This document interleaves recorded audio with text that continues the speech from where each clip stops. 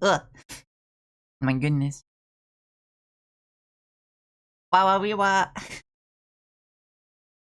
Hi, hello, good morning, welcome. Hope everyone's doing well today. It's time for another stream.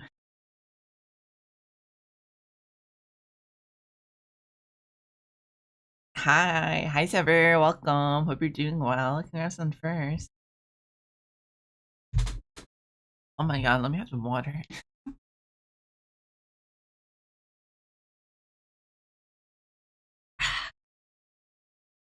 Water.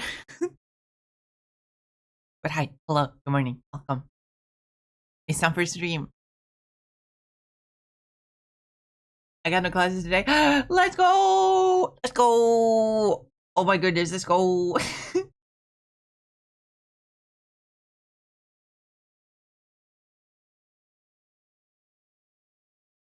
That you know what that means? Microwave. That means it's time to do some crime. It's time to be gay and do crime. Mwahahaha.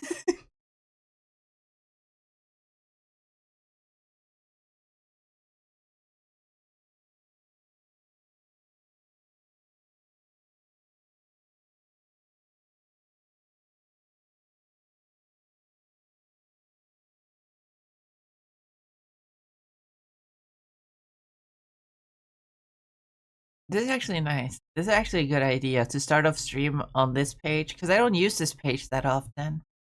But I also never really know how to open a stream. I just sort of jump right into what I'm supposed to be doing, and I'm like, "Hi, hello, welcome."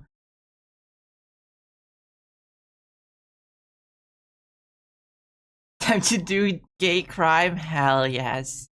That's what we do. Mwahahaha. But yeah, always sort of just jump into it. I don't really do anything. But this is nice. I like this. I like starting off yapping a little bit. A lot of streamers do that. A lot of streamers I know do that. They start off on a just chatting page, or just in the.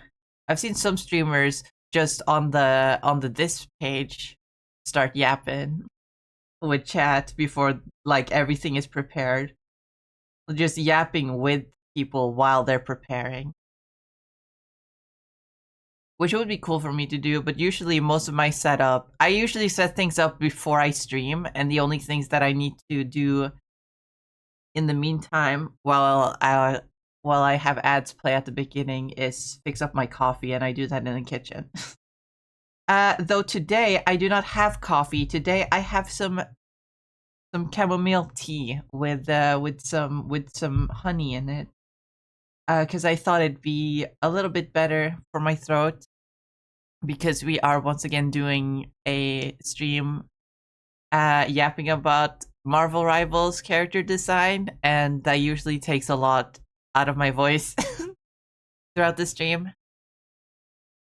So I decided to get some tea instead of coffee, because it might be better for my voice. Speaking of, how about we jump right into that now? Look at this.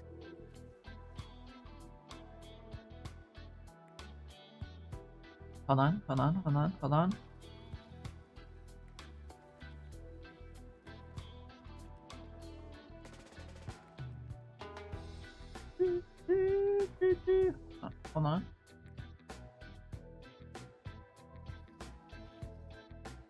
Need to.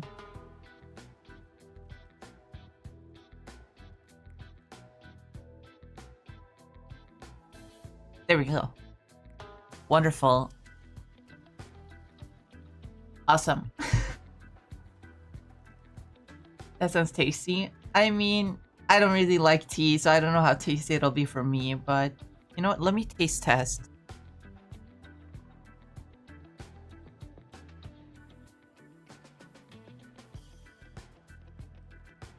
It's fine. Fine. Nothing special. Anyway.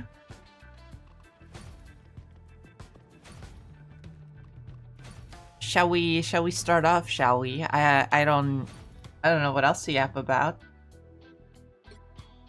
So we can just Nope. Where's the default? Here's the default.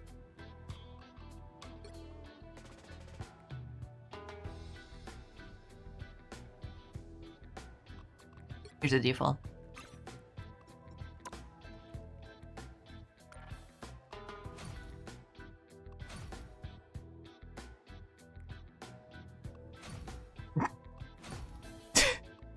The way he stretches out his arm. Hey, can you pass me that?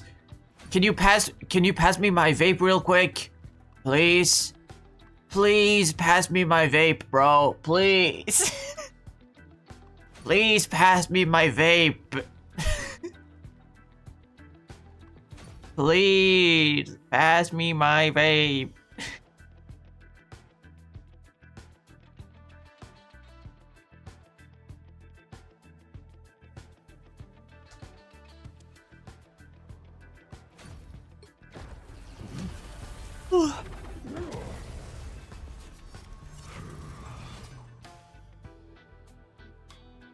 Magneto.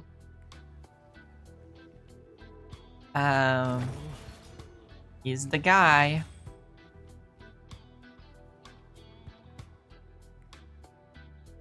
Definitely an interesting,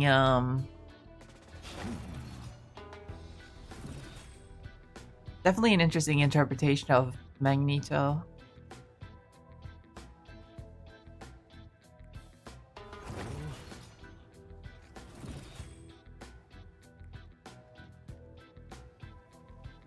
I don't know exactly what to say. Haha, there's an X. Haha, because he's an X-Men. Haha, there's an X there. Are there other hidden X's?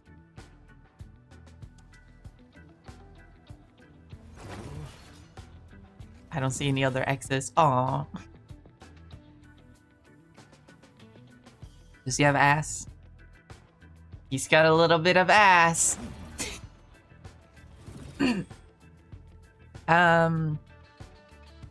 Yeah, I don't know what to say. I don't like the X-Men, so I don't know what to say about Magneto.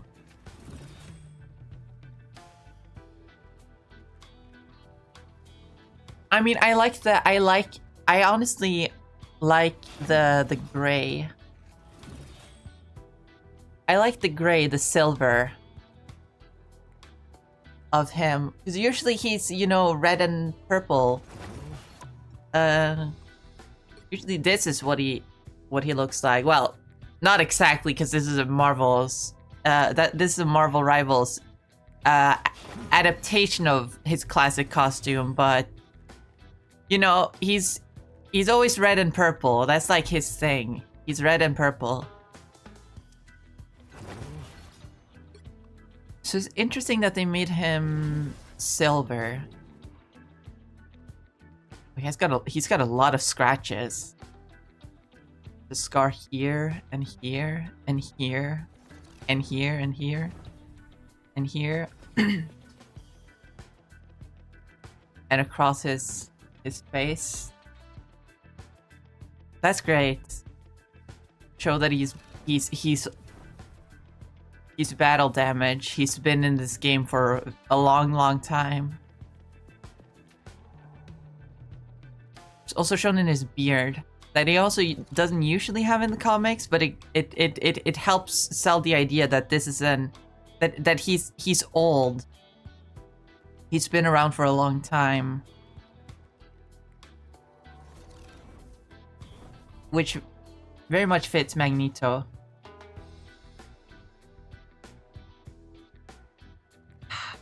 Because he has been around for a long time. Not just in the comics, not just as a, you know, fictional character, but like in the comics, he's a very old guy who's seen a lot of bad stuff over the. Oh, there are some hidden X's on his wrist. I like that.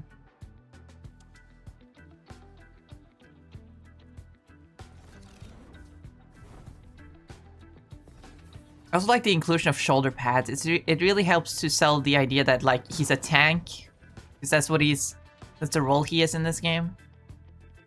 He's a tank, so you gotta give him some bulk.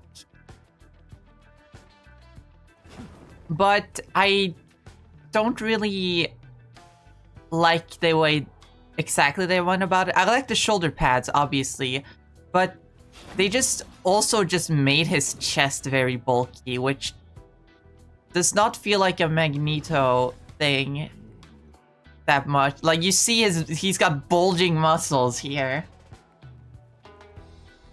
That doesn't feel very Magneto, right?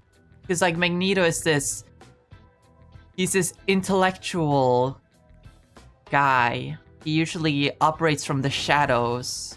And his powers are magnetism. He doesn't have to lift a finger.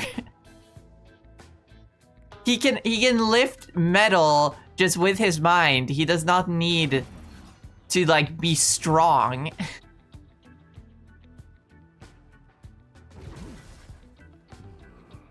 So that's a little bit silly. They could have done something more like Strange. Because Strange also meant to be a tank, but oh actually, on this skin he actually does look kind of buff. But like on his default, he doesn't look that bulky. He looks a lot slimmer.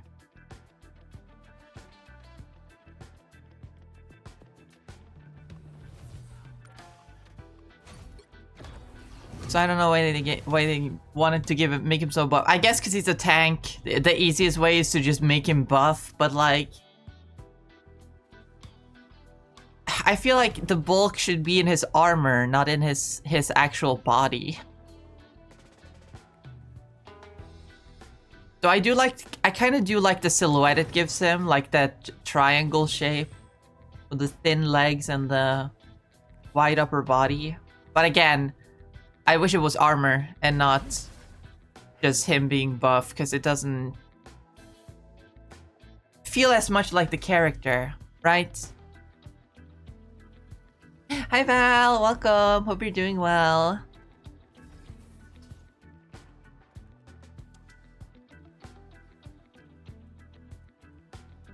Congrats in second. Hope you're doing well. Welcome. Why is he silver though? That is my question. Why is he silver?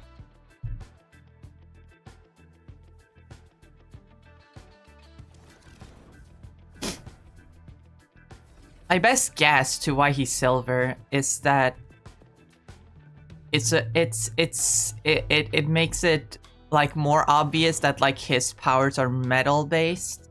Because like if he had the red and purple, you can't really tell just by looking at him.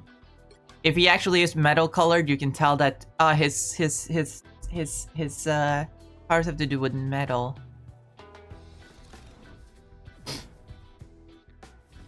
I'm okay. It's very warm today. How warm is it here, actually?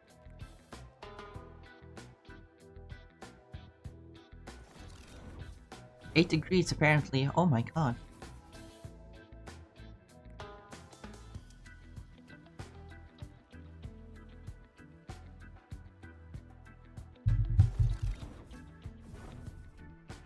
Yeah, spring is rapidly approaching.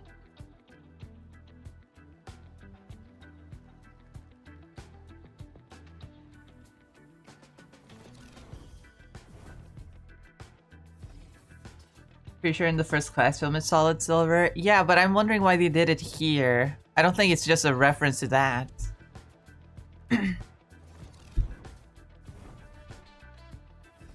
I do like the look of it though, I'm not gonna lie. Also, cause like the X-Men lore in Rivals is that they're still on Krakoa. And during Krakoa, like, well, he didn't wear silver. He, if I can find a... Can find a picture in his gallery.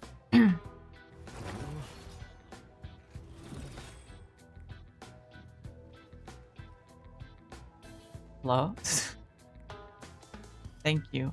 Ah, why does he look like that?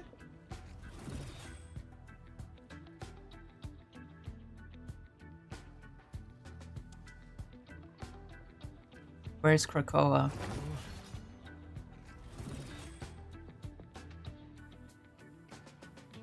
He's on Krakoa.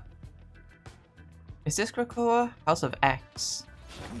No, that wasn't Krakoa. Or was it Krakoa? No, because... Oh, yeah, because... Yeah, this is Krakoa, right? Because Charles has the... has the helmet going on. Yeah, he wore...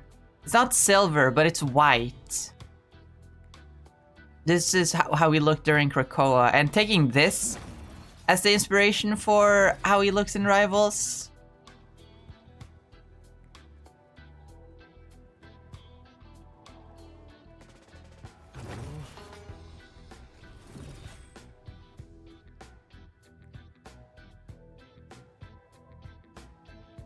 Oh, I messed up my things. Anyway. Taking this as the inspiration, it's very accurate, actually. Even down to the studs around the arms. More X patterns. I like that.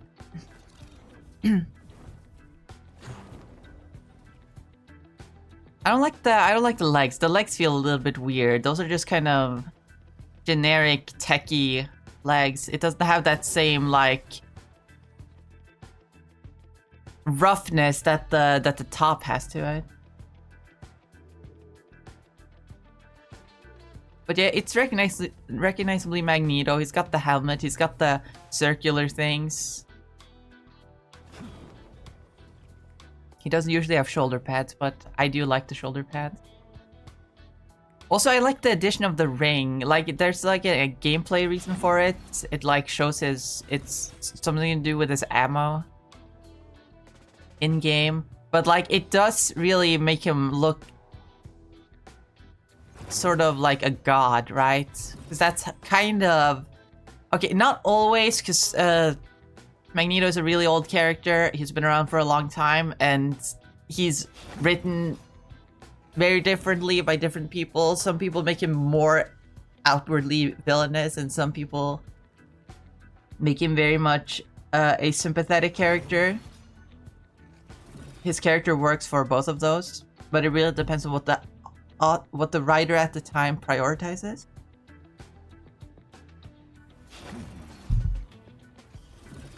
But it's been written in many different ways. So it wouldn't surprise me if there is a story where he literally thinks that he is mutant Jesus. So giving him this, making him float like this and giving him like a halo around his head, I think it works for him. Even if he doesn't straight up think he's mutant Jesus, he still thinks that he is the savior of mutants, regardless.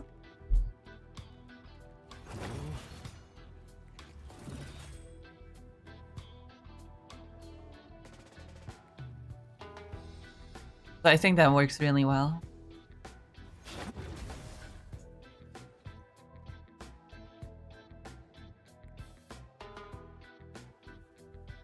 Again, I really like the bulkiness and like the scratches and stuff on like his shoulder area. But then I look at his like arms and they look kind of sleek and have these weird X shapes on them. Like, I like that it's an X because the X-Men, but still, like, this feels kind of like rounded. Well, not exactly rounded, but like rough. Like sculpted clay almost. Like, it's supposed to be round, but it has these little like bumpy edges. But like here, it's like very sharp, very sleek.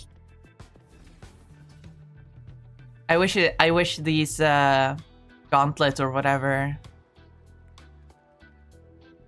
followed a little bit more of the same shape as his shoulders. Same for his legs, because they look completely different. These are Gundam legs. These are Gundam legs.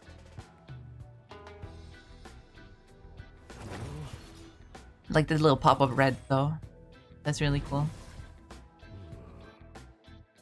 Also, this is weird. This thing hanging from his belt is a little bit weird. I don't quite get that.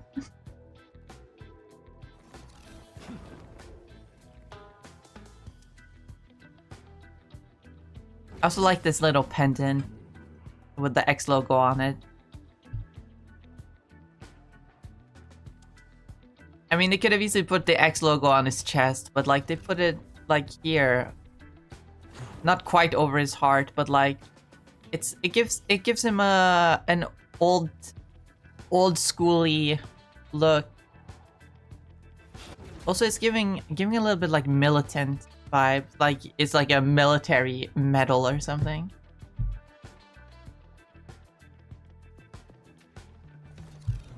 I like that. I like him.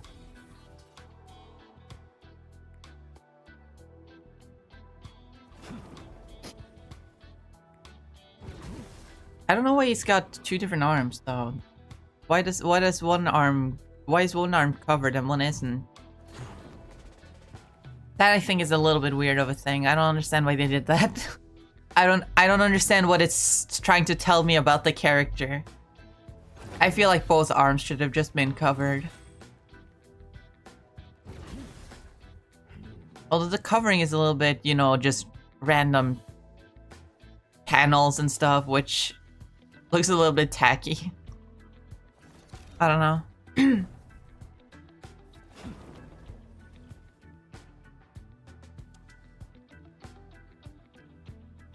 But you know, it's a pretty decent design. I do like it. It's just a little bit...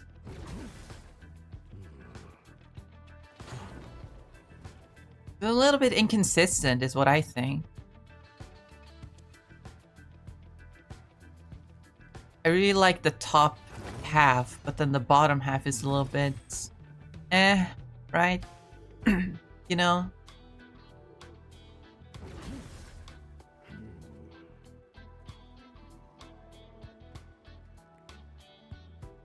Oh, more X's around this neck. I like that.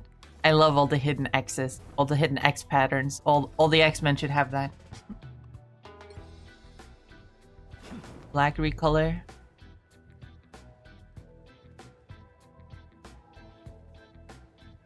I think the color contrast is better on this one, not gonna lie. I don't know what it is, but like just looking at it is a lot more pleasing to the eye. It has more contrast. I wonder if they could have used more contrast with this one. But it's just so many shades of gray that I don't know if they could have pulled it off better.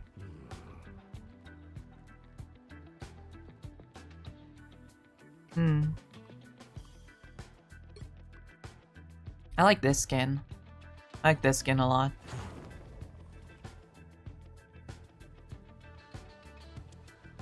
He's in a fancy suit. You can really tell how bulky his upper body is in this skin. Jesus.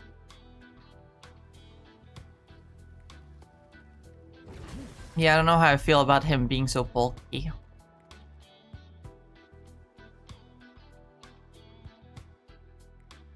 He manipulates magnetism. He doesn't fucking...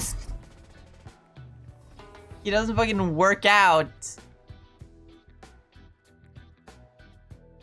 He doesn't need to. He can be a scrawny old man. And still be scary.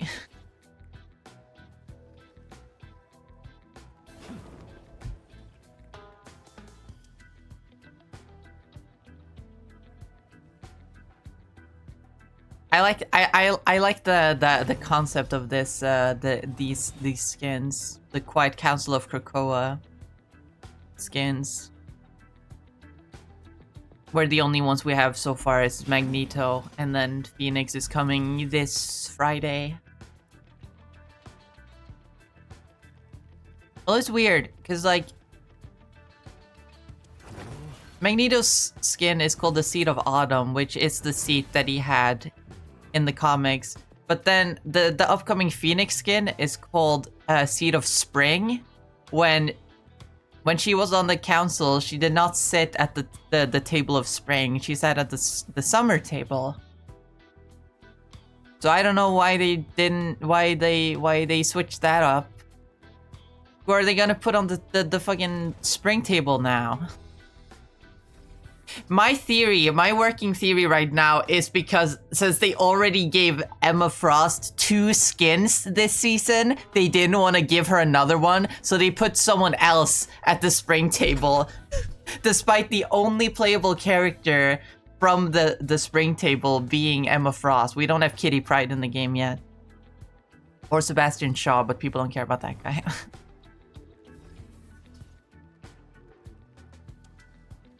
But since they put Phoenix on the spring table, who's gonna be on the summer table? I'm gonna assume it's like they're gonna put give it that skin, give the summer Seed of Summer skin to Storm, because she was also on that on the seat of the summer table. I have no idea who they're gonna put on the seat of winter, because we don't have any of the characters from that table in the game yet. Unless next season is gonna introduce Mystique or something. Wouldn't that be crazy?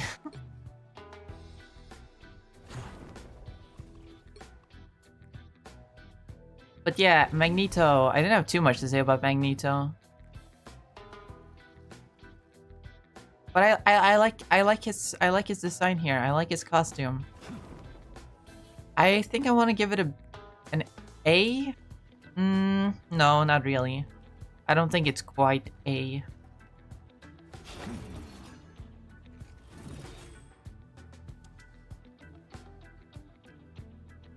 I just want to give it A because I like it. I like the design. But I feel like it's closer to a B. Looking at where I put everyone else. Yeah, I definitely think it's more of a B.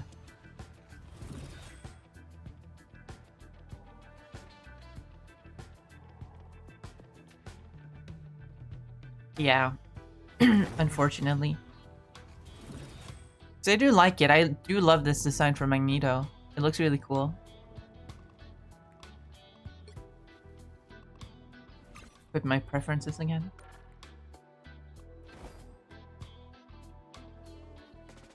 Now let's talk about Mantis. Yippee, Mantis. We love Mantis. I love Mantis.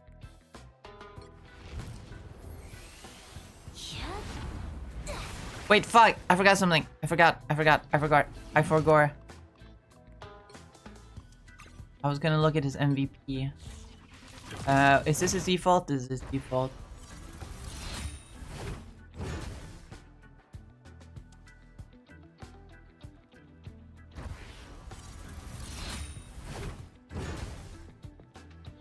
I don't know, it's a little boring.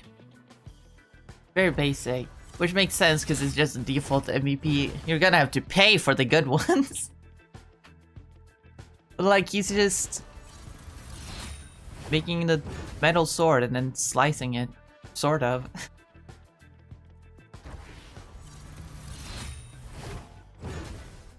Not really much interesting going on. I think this one is a lot more in character for Magneto.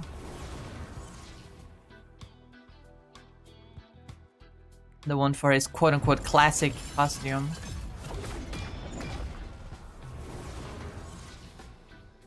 See, that is definitely giving more like, I am Magneto, savior of mutant kind. The way he's literally doing the Jesus pose. Or the lesbian pose, depending on who you ask. Or is it the bisexual pose? I forget.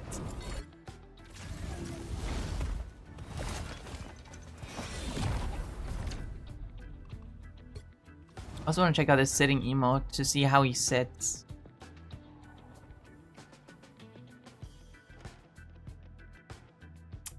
I don't think Magneto should sit like this. Am I wrong? Like, I don't know the character that well. Obviously, I'm not an X-Men fan.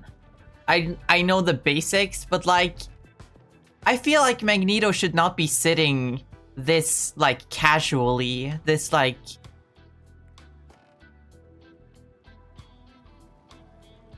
He shouldn't be sitting this casually. This like a trucker. He should have his back more straight. Look very serious when he sits. This is very, very... Very like, oh, give me a beer. Waiter, give me a beer. Ah.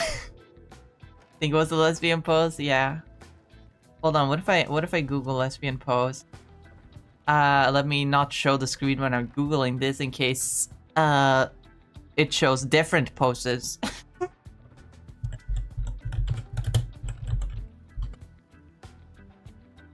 Lesbian pose. No, it's just showing the lesbian pose.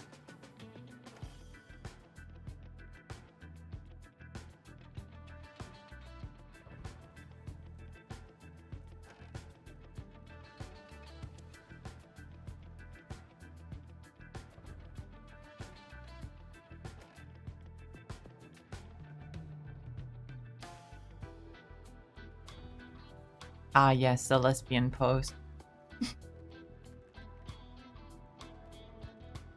But yeah, I don't know about this one. I don't know about this one.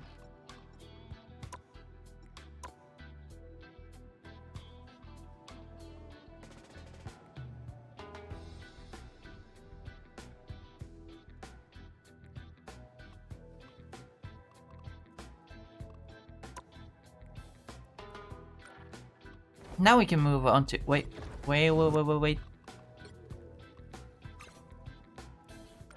Now we can move on to Mantis. I love Mantis. Although she's a very complex and weird character. In the comics, at least.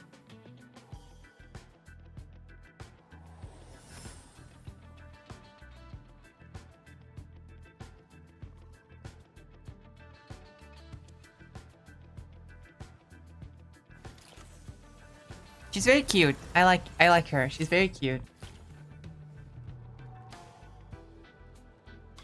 That's kind of the appeal of Mantis nowadays because of the movies. Because the movies kind of made her a very like adorable like airhead type character. Where she barely has any idea what's going on.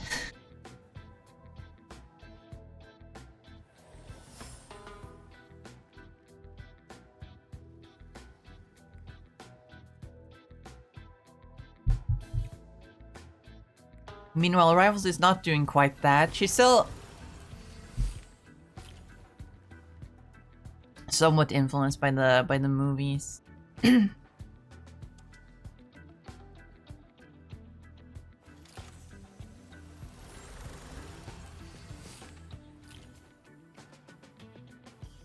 Actually, I do not know where that characterization of Mantis originally came from. If it was from the movies originally, or if it was from somewhere else.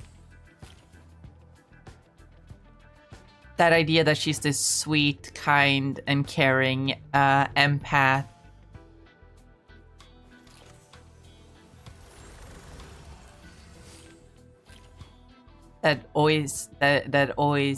That is always, you know, smiling and having fun. This very kind, caring character. I'm not sure where that originated. Because she definitely wasn't that originally. Even as late as 2008, she was not like that.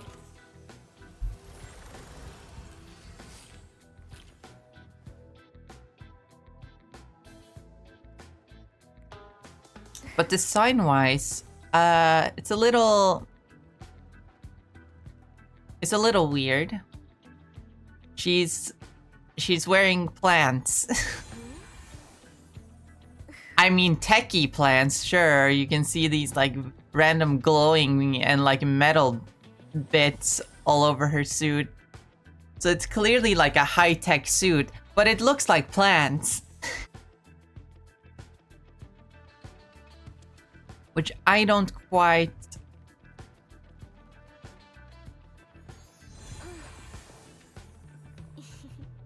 I don't quite like it. I was about to say I don't quite understand it, but I do understand it, I just don't like it.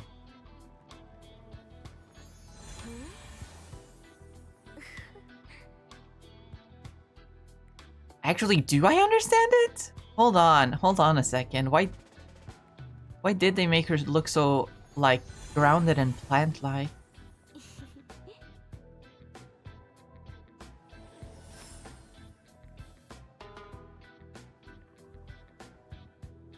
I'm not sure I actually understand.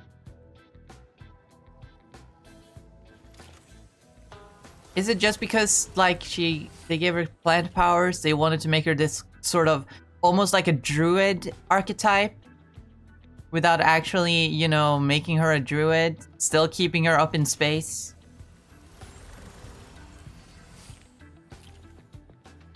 She has elf ears. Why does she have elf ears? I guess to make her look more alien and otherworldly. Which again... Or is it because they wanted to make her like almost a fantasy character? Because she looks like a druid, and she's got elf ears. Did they just want to make a fantasy character and then decided to use Mantis of all characters?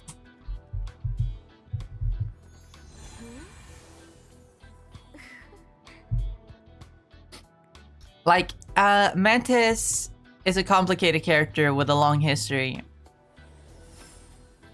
While these days she's very much associated with the Guardians of the Galaxy and like the space sphere of Marvel. Originally, she was from Earth. Hold on.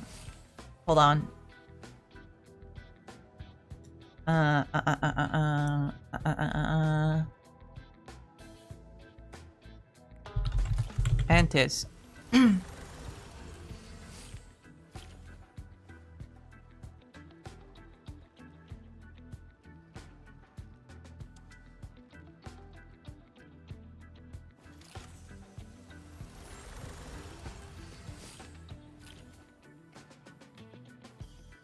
She was originally a human from Earth.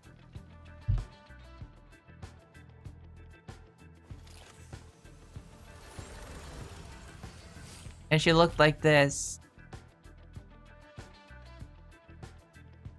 She didn't really have antennae, they were just kind of her hair sticking out a little bit.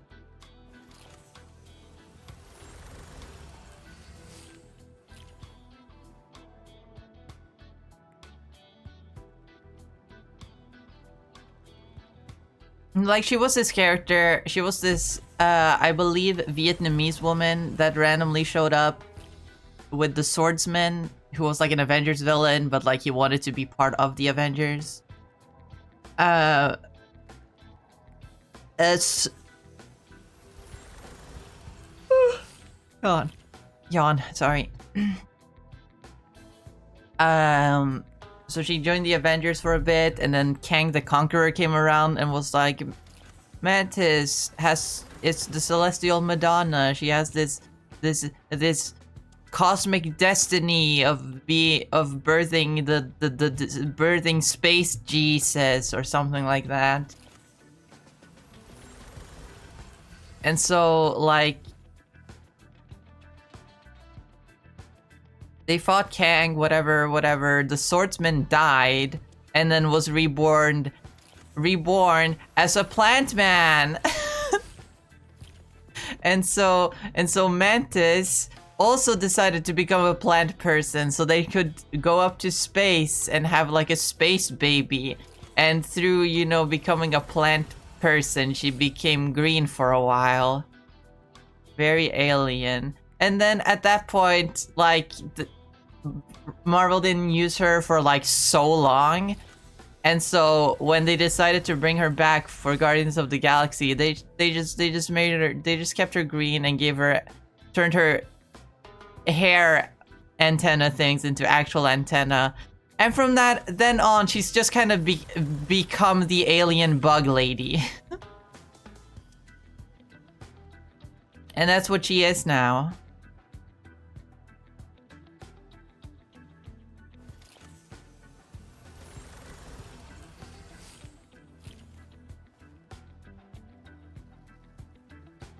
She has a very complicated story about like alternate identities and stuff like that. It's fun fact. Also, I'm getting way too into Mantis as a character without actually talking about this design. But I don't really have much to say about this design. It's kind of boring. I like her hair though. I like her hair and her antenna in this design. That I think is cool. And I also do like these like metal things on her arms that like is either where her powers come from or how she channels them, because she doesn't really have plant powers like this in the comics. Not really, not in this way. She can like control plants like she can control plants like that to like shoot them at people. So I wonder if these weird like metal like flower petals on her arms are meant to like channel that. But there's not enough tech. Like they went so much into the druid aesthetic that the tech kind of is an afterthought, and I don't like that.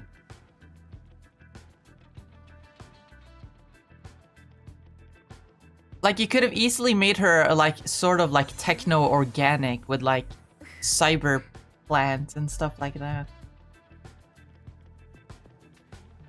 I could have made for an interesting design, in my opinion. But what, as I was about to say, I just want to intersperse some talk about her her design in between. She was created by a guy called Steve Englehart, and Mantis was essentially his precious OC do not steal. I'm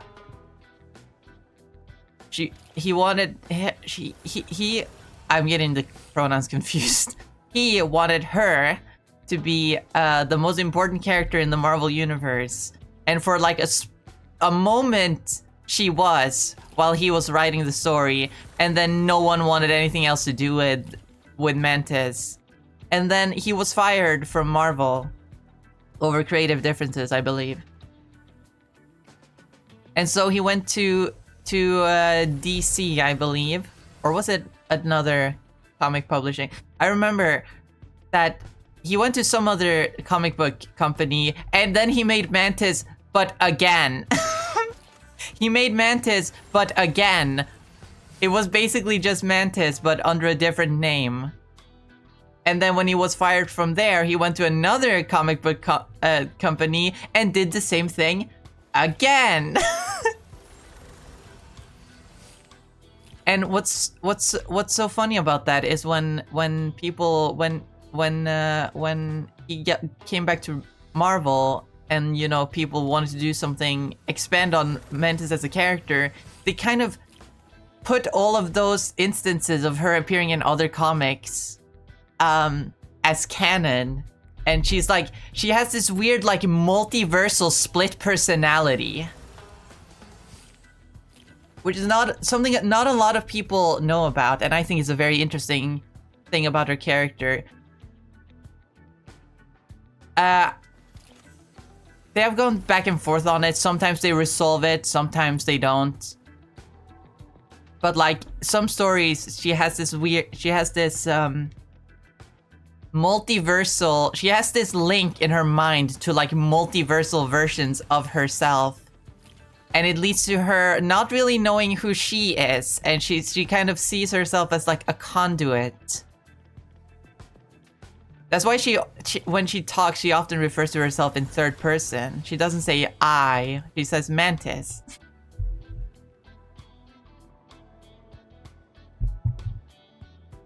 But that's just me as a huge fan of the character Yapping. I wouldn't expect fucking rivals to take that into account, especially in just her default design.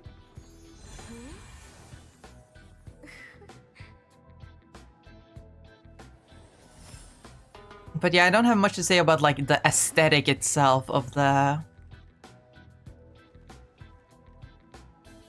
outfit. Like, yeah, it's a druid outfit, but there's a lot of sharpness to her design. I can say that.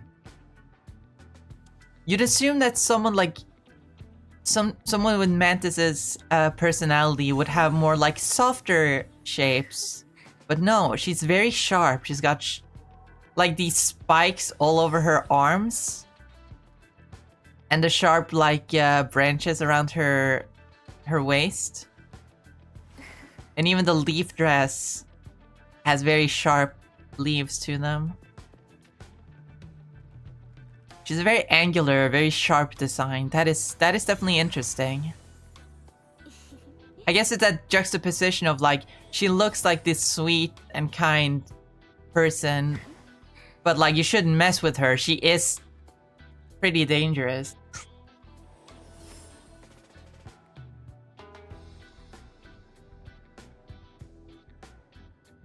I really like the shape of her hair. Like square, and then it like goes inside to a smaller ponytail. It's really cute. I like that. Also the antenna. I like how thick they are and how they like transition from the flesh color into the green. It's really nice.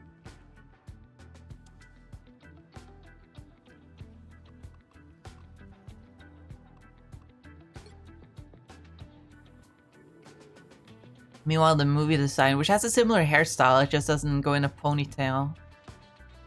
He has the just antennas going straight up. And they're slightly transparent too. Oh, I like that. That's a cool detail.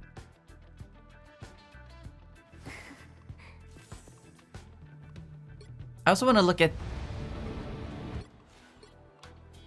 at this skin real quick because as you can see from what I showed earlier,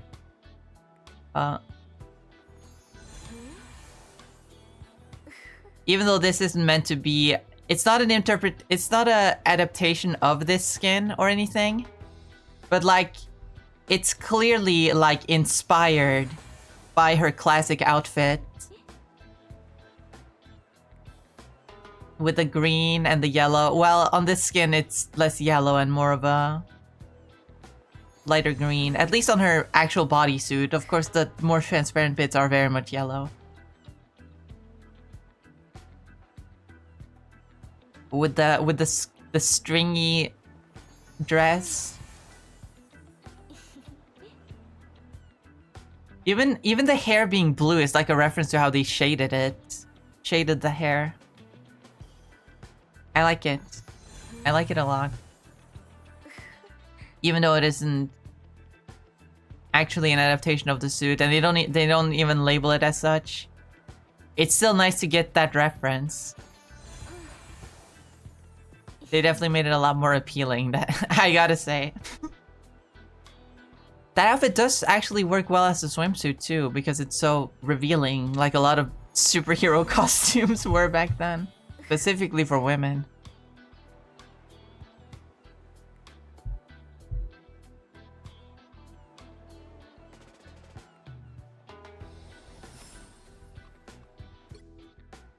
Oh, that's the thing I need to... That's the thing that I want to comment on. You see, on her model, she has eyes. She has regular human eyes. They're a little bit anime eyes with like big pupils, but they're human eyes. But then on like her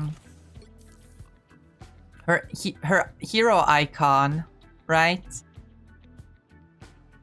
Which can be seen best on this spray. You can tell that they originally wanted her to have like bug eyes with like all black on them. But then they chickened out for some reason. And they just gave her human eyes. I guess that's fair. It does show more emotion. But I wish we got one skin of her where she just has the black eyes. Does this one have it? No.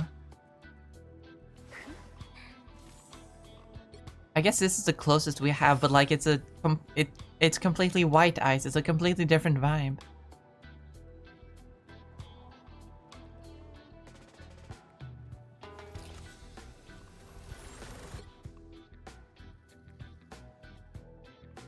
I want the bug lady to be more bug-like. Is it too much to ask?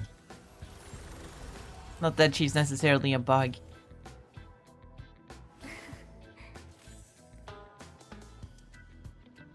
But yeah, I gotta say, it's a little bit of an underwhelming design for Mantis. I don't hate it as a design, I just don't like, I just don't think it suits Mantis that well. I mean, it's fine, it's passable. But it's not what I imagine when I think of Mantis.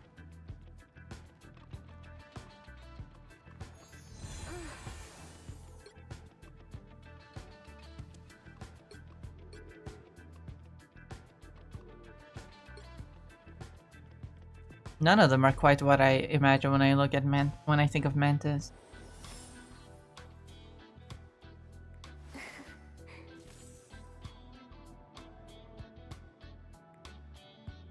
But it's a nice design, I guess. Just not, doesn't quite fit her character. Also, it's a little bit confused with the tech and the leaves. Like, give her a plant suit or give her a tech suit. Don't go this half and half. It makes the design very confused. At least they didn't give her high heels. That's a plus.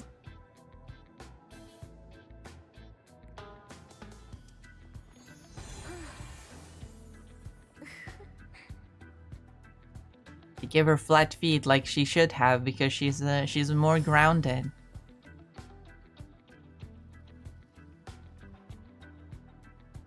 Anyway, I'm gonna put her in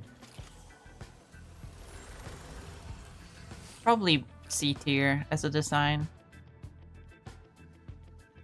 It's a little confused as to what it wants to be, and I don't think it fits her as a character, so that's fine. But I like Mantis. Oh, hold on. There we go. Mr. Fantastic, we covered along with the rest of the Fantastic Four. So let's go Moon Knight.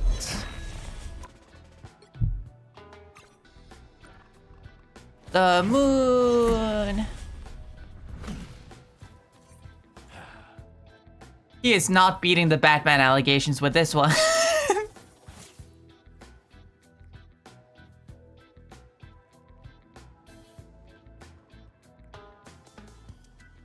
Moon Knight.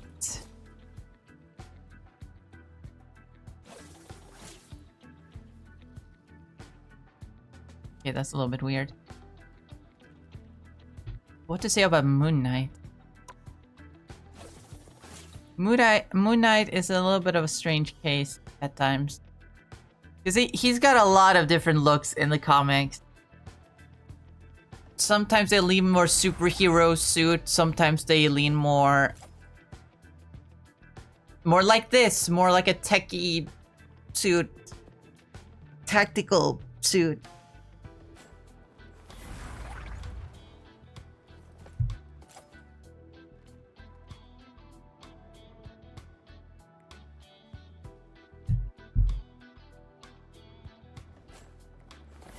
I'm back. Welcome back, Val. Hope you're doing well.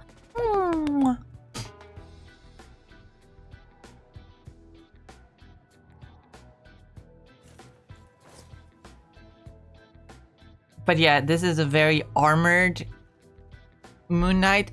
I kind of I kind of like it. In a very strange way.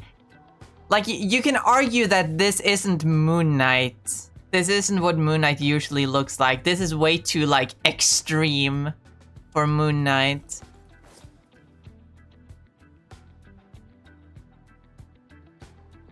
Like, you can argue that, like, this is very, like, way too tactical. This looks like mall, like a mall ninja, right? A kind of guy that, like, buys all the, like, quote-unquote tactical, like, combat gear off of, like, Amazon, and then goes around trying to look as threatening as he can. But honestly, that is kind of in character for Moon Knight, if you think about it.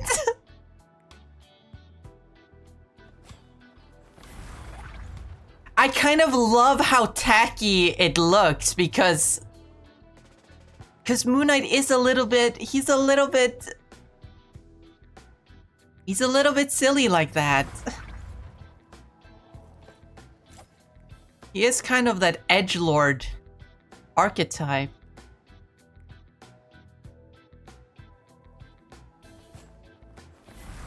He might be Marvel's biggest edgelord. So I kind of love it for him.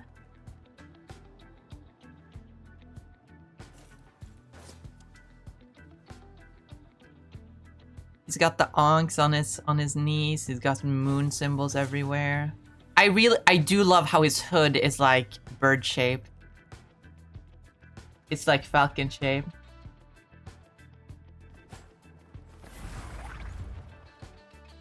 He doesn't make his outfits, Khonshu does, and Khonshu at least has some class. Actually, not really.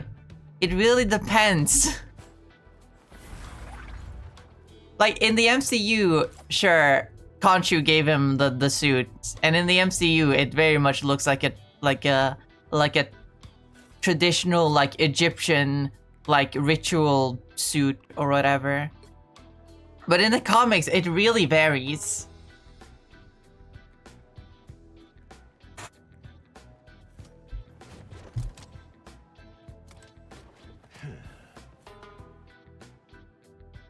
I mean, Moon Knight comics can't even decide if Khonshu is real or just a figment of Moon Knight's imagination. So it really depends from story to story if he's even on good terms with Khonshu.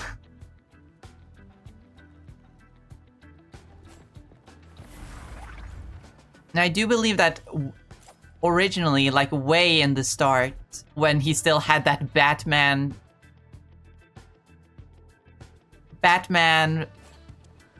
kind of deal of like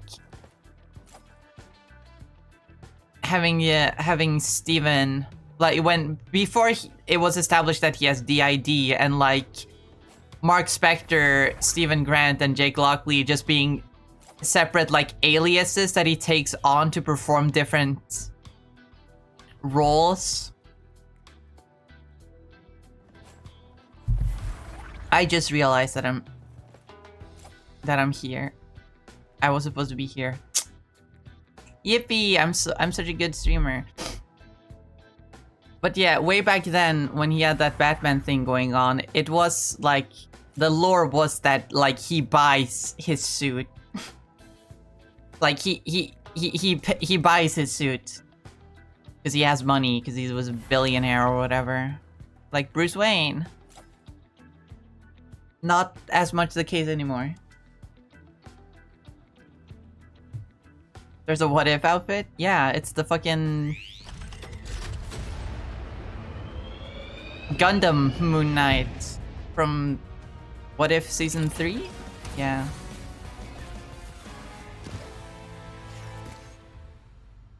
This fuck-ass thing.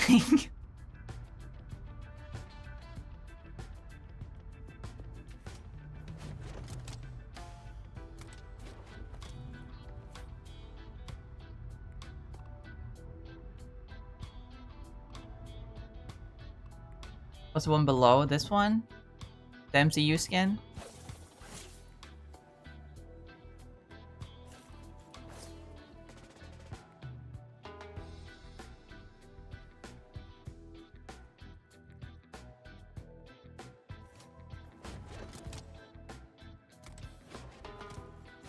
I don't quite love the MCU suit. Like, it's cool. I like it.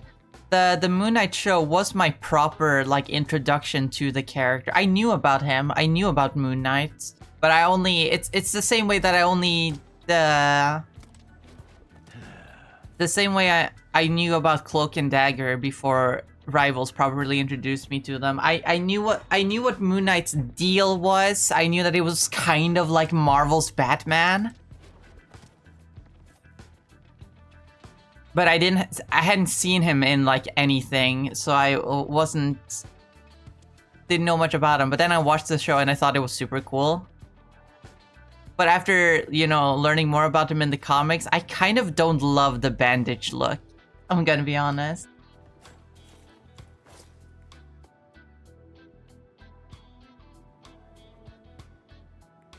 But it's a good, since it's just doing the MCU skin, this is good. But we're talking about this suit, and I mean, it does look like Moon Knight at a glance.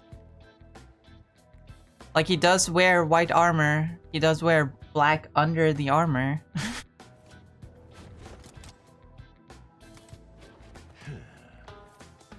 But it is a very tactical Moon Knight.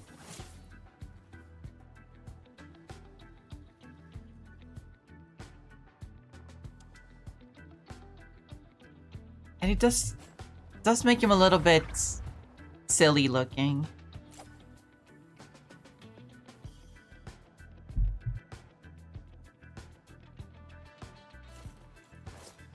But like, his character is supposed to be a little bit silly.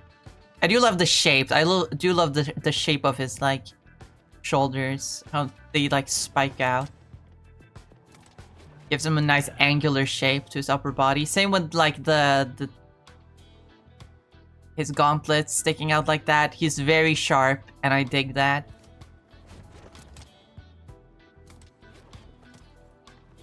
The mask is a little much.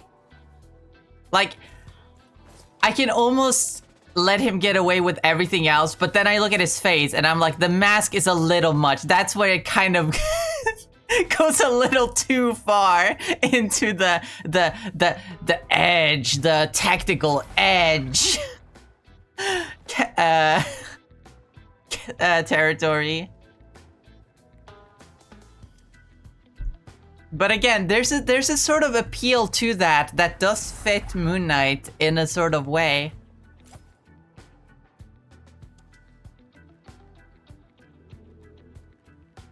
The lines just give me MCU feel. Yeah, that I understand.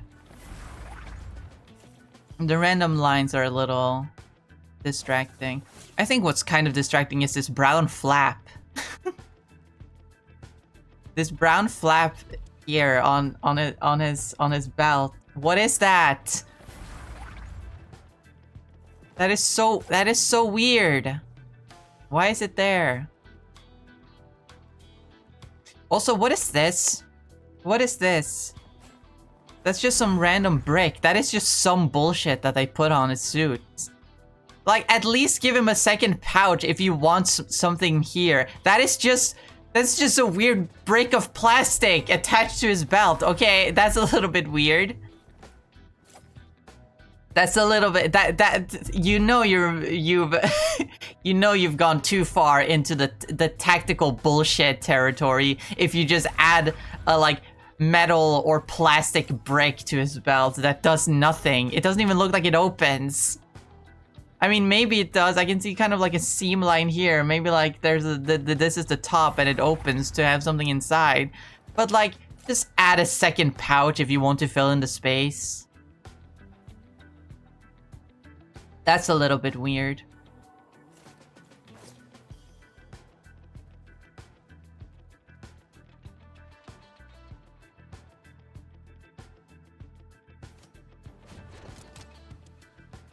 His shoes are also a little bit weird. They're so round. I guess that's like the most practical shape for a shoe to be, but like when the rest of his body is so like angular and sharp, then his toes being this round just feels a little weird. There are other characters in the game that have like sharper shoe shapes. Why did you not give that to Moon Knight? He is like the sharpest guy. He is Mr. Edge.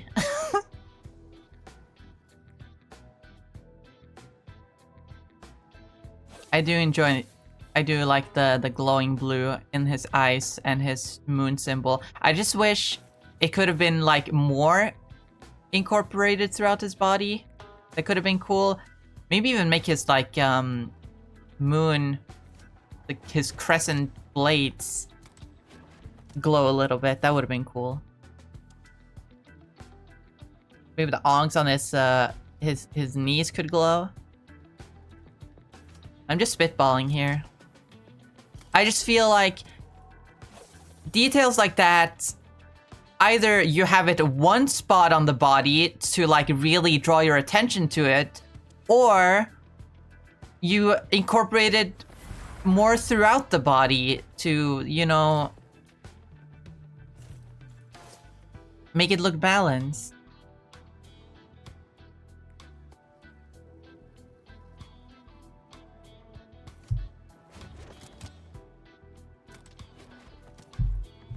Probably try a new would clip in the rig, maybe.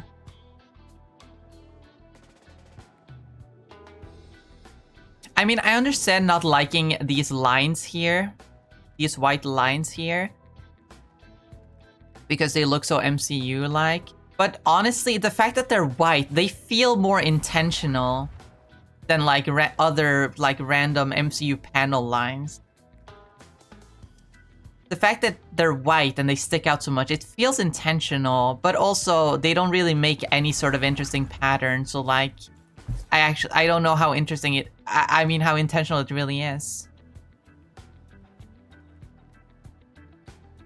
Just kind of just stick out a little bit.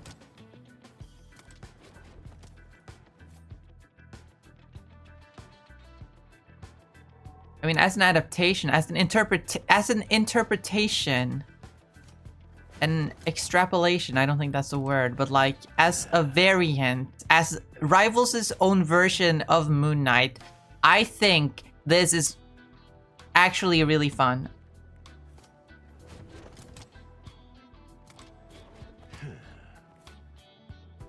I think it's really fun to do it like this. Make him some sort of mall ninja type Moon Knight.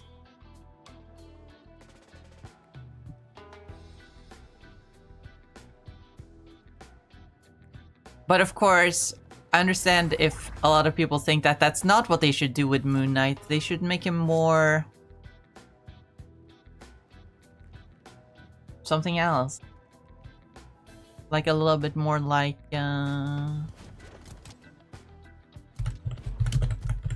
Moon Knight.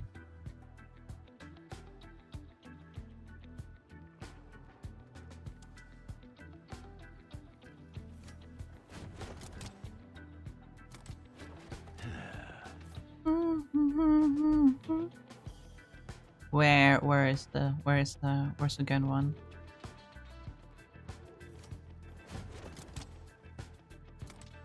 If they want him to be more like this, right? With the all white. Very simple.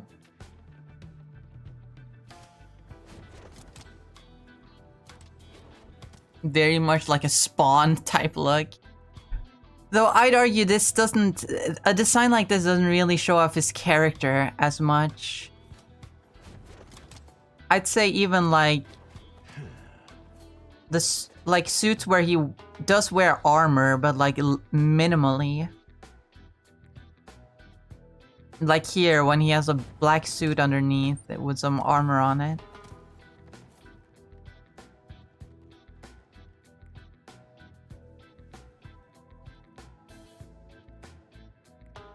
This is much better at showing off like his character through his costume, I think.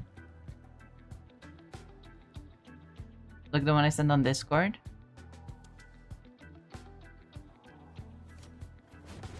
Yeah, that's exactly the one I'm talking about. I'm just looking for if there's a image of it here. This, yes, perfect. This is actually exactly what I'm talking about.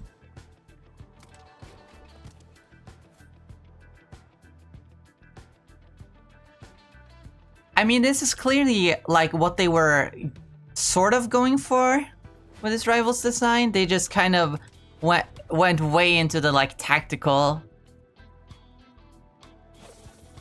look for him, which again, I kind of think worked for Moon Knight, but like not as the default Moon Knight. Especially with like how he acts in this game specifically. He's very very much like an edgelord type character in the way he interacts in this game. And with that characterization, I think it kind of works so well for him to look like this. Like, it's so unserious in a way.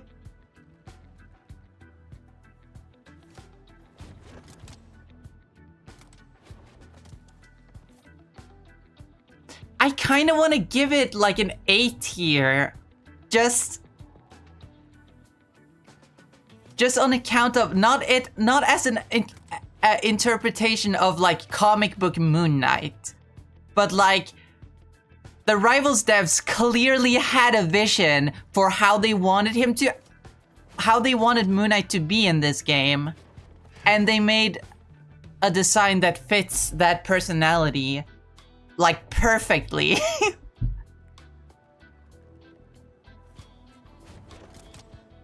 And I think Rivals deserves some credit for that, at least. That they had a vision and they actually stuck to it. Which is a problem with, if you guys remember from the other streams, it's a problem that I've had with a few of the other character designs. How the designs feel a little bit confused, like they want to do two things at the same time, and like they don't really mesh well together. This is a case where they had a vision and they stuck to it. Whether it's Moon Knight or not, they had a vision and they stuck to it, and that is good character design. And I kind of want to give it props just for that. Like, realistically, as a Moon Knight design, it's like a B. It's passable. You could see this in a comic. Simplified, of course, because it's a different medium that requires more simplicity. But you could see this. You could see Moon Knight wear this in like one storyline at some point.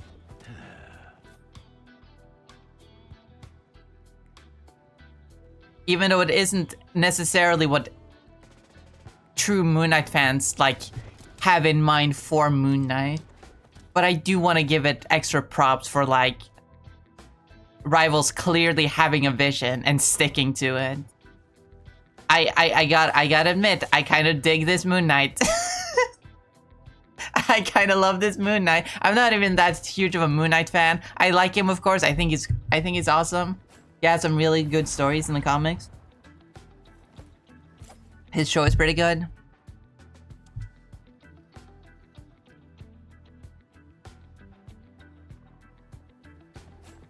But yeah, you know, we need to get Sir Superhero on the horn. This is his favorite guy. Let's see what he thinks about him. But yeah, other than that,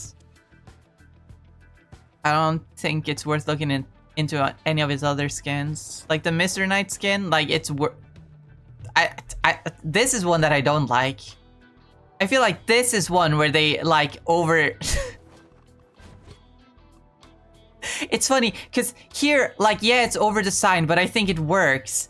Here, it's like the Mr. Knight suit is so simple in the comics that all they had to do was like make his vest gray, and then suddenly I don't like it anymore. It's too complex. You took away the simplicity. Why did you do that? I also don't like the inclusion of the cape. I understand why they did that. It has to do with like his moveset in the game. He can't not have a cape because one of his moves needs him to have a cape.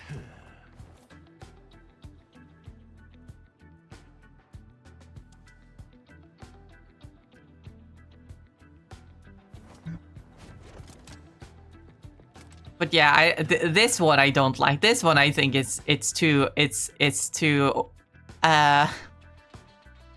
they changed too much. They made it too complex.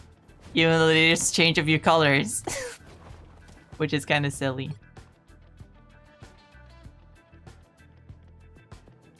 Phoenix Knights again.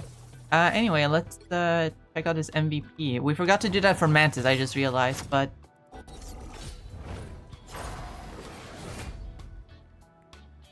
Yeah, that's Moon Knight. That's just, yeah, that's basically Moon Knight. He swings his thing, he does a jump, he does a spin, and then he does the... Poof. He does the moon pose. Yeah, that's Moon Knight. For a basic MVP, this works for Moon Knight. It's...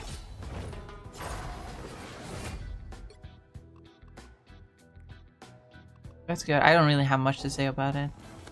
This one, though... Even though I don't love the skin as much, like this is a great MVP. Like, it shows him getting ready to go into action. Pretty cool. Anyway, let's see how he sits.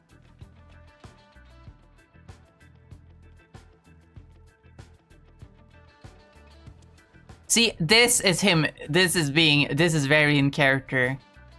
Like, he's sitting really hunched over. Like, he's like looking around occasionally. Like, that's very in character for Moon Knight. He's a little bit paranoid like that. He's a little bit crazy.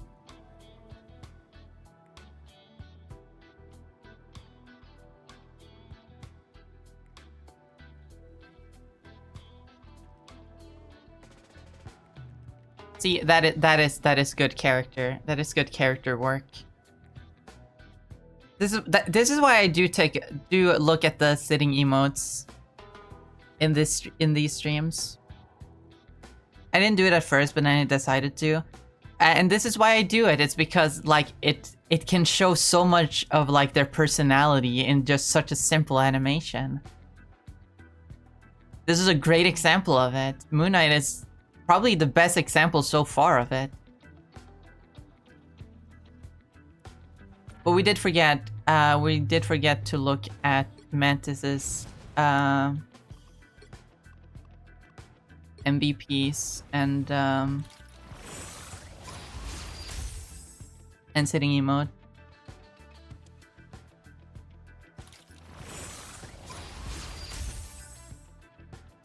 It's kind of boring. It's kind of boring. She's kind of just doing a little... She's using her plant magic, doing a little spin, and then poof. It's not... Isn't really very interesting. Honestly, I think this one... as a Mantis MVP is a lot more interesting because it shows her using her, like, empathic abilities. With the like meditation ball like noises in the background. Probably can't pick it up as well because of the music, but yeah, this one is just a little bit boring and underwhelming. Anyway.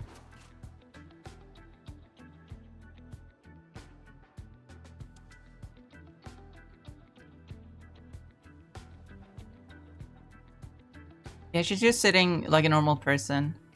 I mean, what would you even do for a sitting emote for Mantis? Like, she's just sitting. She's just sitting. Emotionless. Very, very prim and proper with... Jesus. Jesus.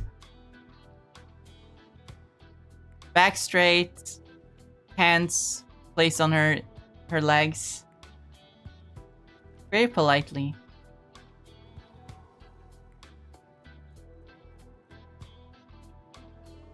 I'm not quite sure if it fits Mantis, but then again, I can't even imagine myself, how would Mantis sit? How would you show off Mantis's character in a sitting emote? You couldn't, really, because she's a very complicated character at times. I think this is fine.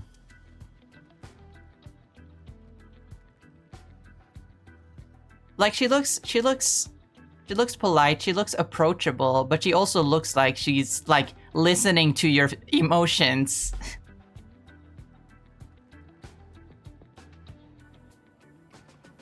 Hold on, I need to don't mind me. I'm just she's floating. I had a feeling that she'd be floating because like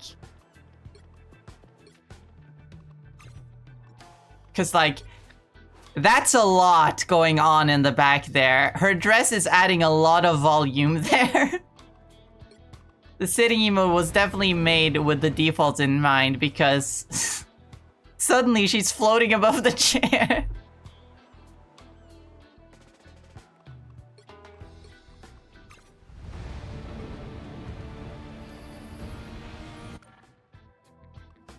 Anyway, yeah, Moon Knight. Hold on, let us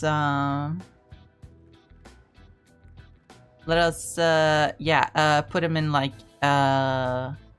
B tier. I'm gonna put him in B tier.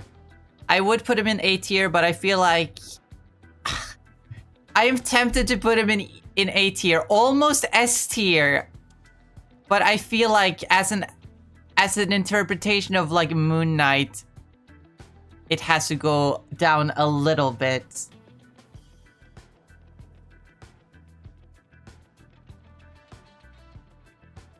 For the same reason I put like Adam or Strange here, because while yes, they clearly have a thing going on, they clearly did a thing that they wanted to do, it's just not the character as much, and therefore it has to go in B tier.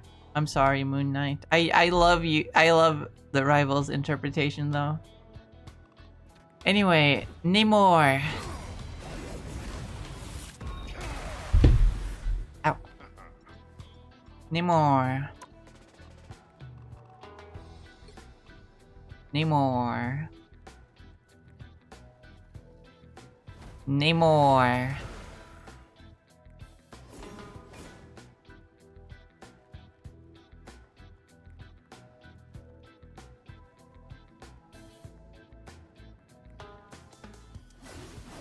Game War? I don't...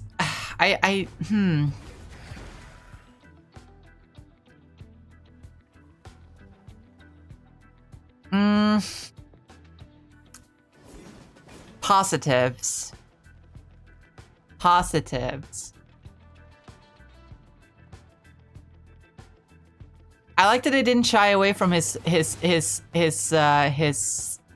feet wings. They made them bigger than people usually do, in fact. Usually people make them these teeny tiny little wings, but they actually kind of made them, they gave them some presence, although they only put one wing on each foot. Which makes sense for like a game like this, because like they would clip through, the wing would clip through each other all the time, so like, I totally understand that. It's very fair. I do like his big ass, like, armor. I do like it. But it's kind of, it's a, the way they did it isn't necessarily...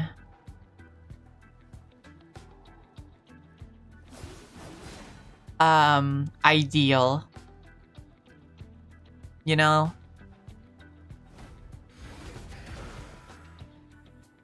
They made him very tan. It seems like the Rivals devs went with like the MCU route of making him very much kind of like Latin American inspired. I believe his voice actor is Latin American, but don't quote me on that. I'm not quite sure.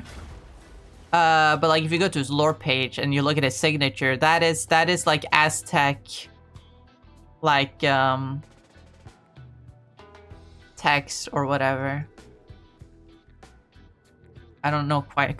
I don't quite know what it's called, but you know what I mean.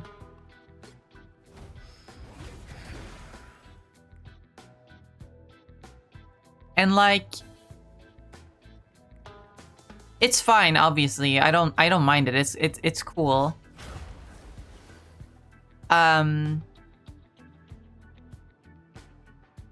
But also, hold on. What does this lore say?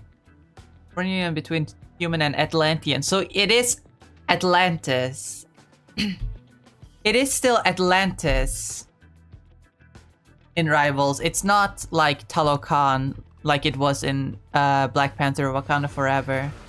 It is still Atlantis, which is in the middle of the Atlantic Ocean.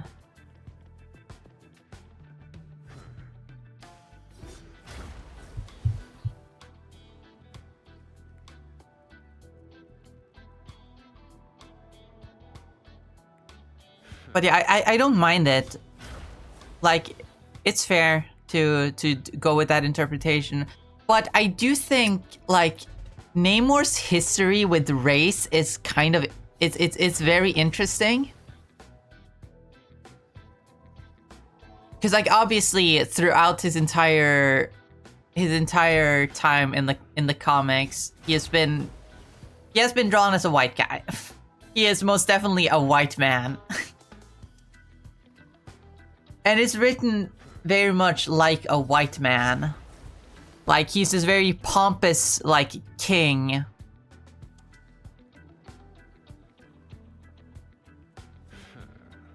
Who wants to, you know, take control of, you know, Sue Storm. You could say he wants to colonize Sue Storm, but, like, that's, you know... being very too deliberate with the metaphor there. But also the way he was written, at least originally, obviously, since it was like this the 60s, it was way back in the 60s, and you don't do this anymore because it's a really bad stereotype, really bad archetype. But he used to very much represent the, like, Yellow Peril type of story, right? Of this, like, very, like, exotic man from a distant land coming to take the white woman, right? It's definitely an old... It's a type of story we don't tell anymore. It's very, very outdated and very offensive, disrespectful, you know. So I'm not saying like that's what they should have done in Rivals. I'm just saying that Namor does have a very interesting history with race and like coding.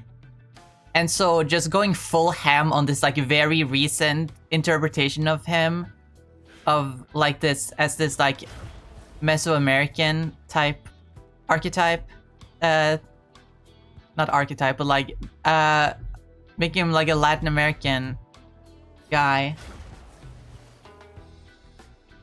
I think it's neat. Is what I'm trying to say.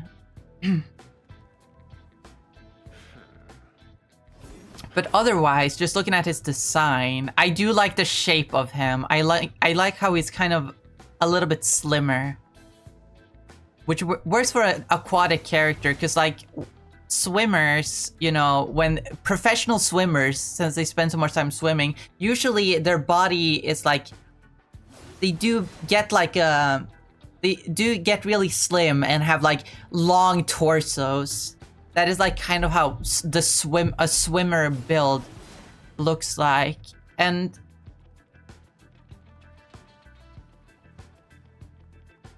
like he's very much a skinny guy, but his torso isn't really that elongated. They could have like gone a little bit more with it. They could have elongated his torso a little bit, exaggerated it.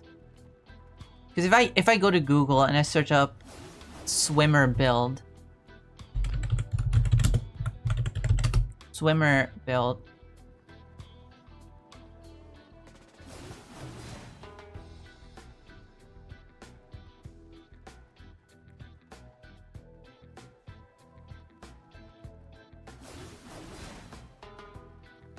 let's hope Twitch doesn't ban me for this. As you can see, like they do have like longer torso and like wide shoulders, like this. It looks a little bit weird and exaggerated.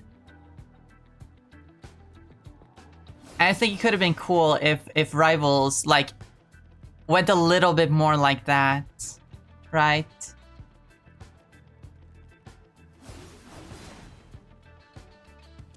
Because it does kind of look like his torso is longer, but that might just be like an illusion by the fact that his shoulders aren't as, or his upper torso isn't as broad as other characters in the game.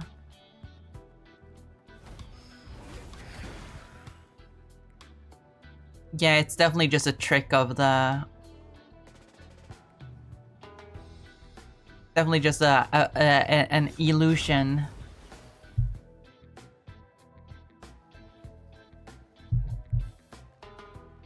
I do like the shark teeth all over him. So I believe he should have more jewelry. He's like, Namor's the king of Atlantis, right? And yet he has so very minimal gold, right? Like, I don't mind his big ol' arm armor or even the leg armor, but like, make it a little bit more regal, make it more gold looking. Even his hair doesn't, like, I like the hair. Like, I like this design a lot.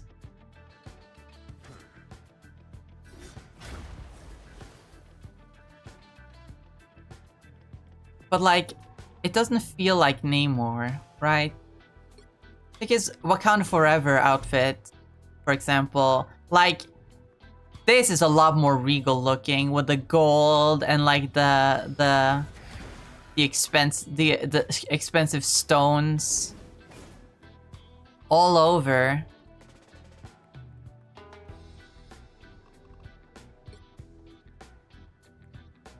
Even this, even if you wanted to give him the big old shoulder armor, make it gold, put some gems on it, give him a crown.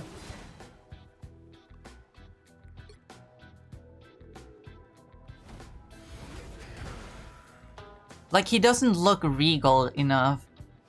He doesn't look like a king. He just kind of looks like a guy. This isn't like Namor, King of Atlantis. This is like Namor of the Atlantean Royal Guard, you know? That's what it's giving.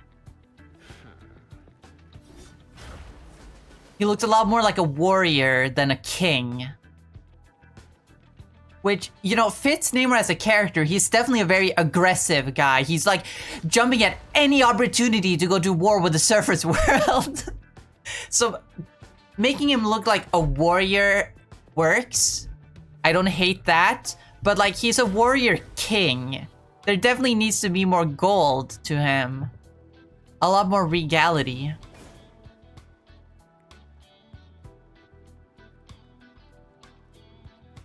I don't know, I think they missed the mark a little bit.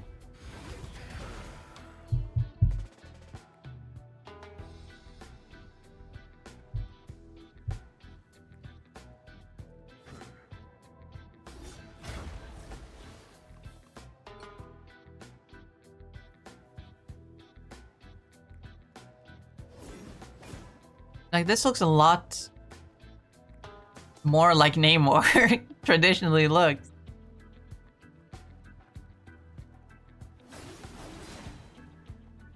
I don't love his Wakanda Forever design though, mostly because it's so Like, I get that it's their interpretation of him, but like, I want him to look more like... Namor is usually very, like, Atlantis-inspired, and Atlantis traditionally is very Greek. Meanwhile, this is very, you know, Mesoamerican. Like, it looks cool, but it's, like... doesn't feel as much like Namor.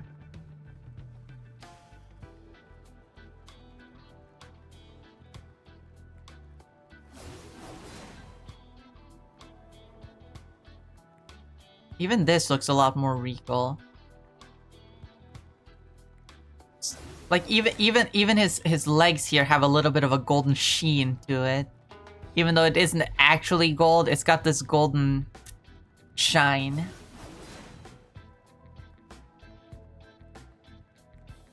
And the crown, of course.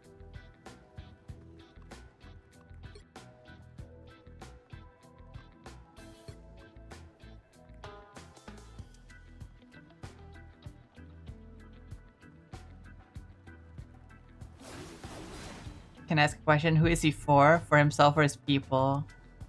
If for himself, the gold would make sense. He gains for himself, but if he's for his people, I'd say less gold. That is a good point, actually. Cause like he is, like obviously Namor is kind of a scumbag. He's always been kind of a scumbag. He is very much a selfish man.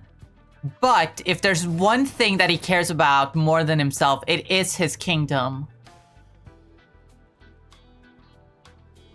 So I totally understand that. But also, as a character design, like, yes, this works as a Namor design in a vacuum. If I saw this in like a Fantastic Four comic, I wouldn't bat an eye. I would be like, oh, cool new Namor look, fine. But like, as a distilled version of what Namor is supposed to be,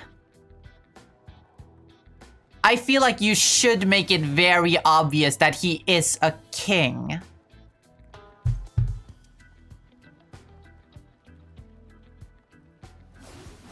Right?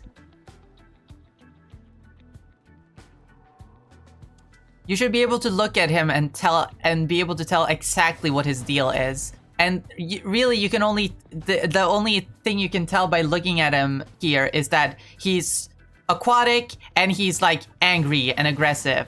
It doesn't scream king in the same way like this kind of screams like, oh, this is a king, this is an important man.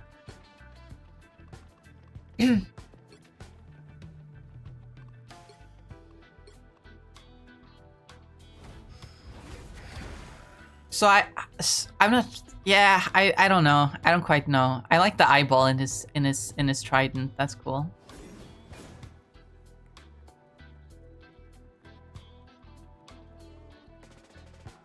Anyway, let's look at his MVP.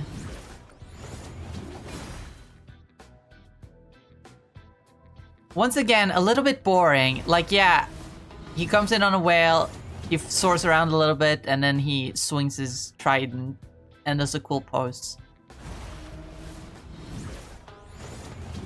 He's missing a crown or something to signify royalty. Yeah, exactly.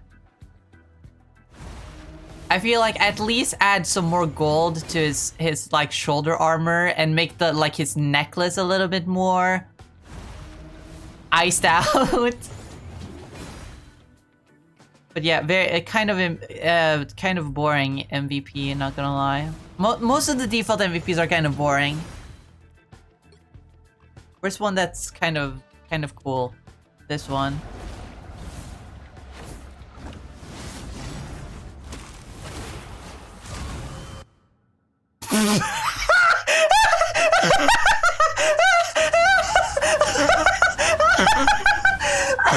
I'm sorry. That was supposed to be such an epic like move of him pulling out the wings, but then they were just missing the textures and it looked so stupid. Oh, I love this game so much. But yeah, this shows him fighting, and then, you know, sure, this is him with the Phoenix Force, so he's a lot more powerful than he usually is, but this This screams more like a warrior king.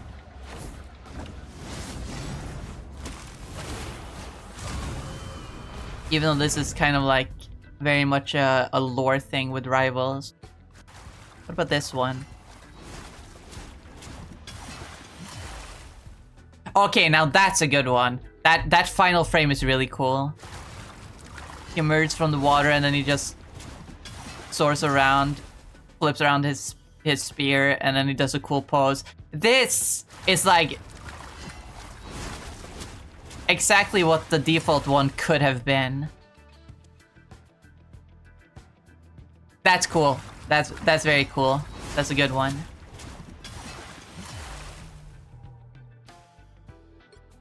Let's look at his sitting emote. Bro, why are you sitting like that? Oh my god. He's just kind of, wait. He's at the dentist waiting for his name to be called. This isn't fucking Namor. Oh my god.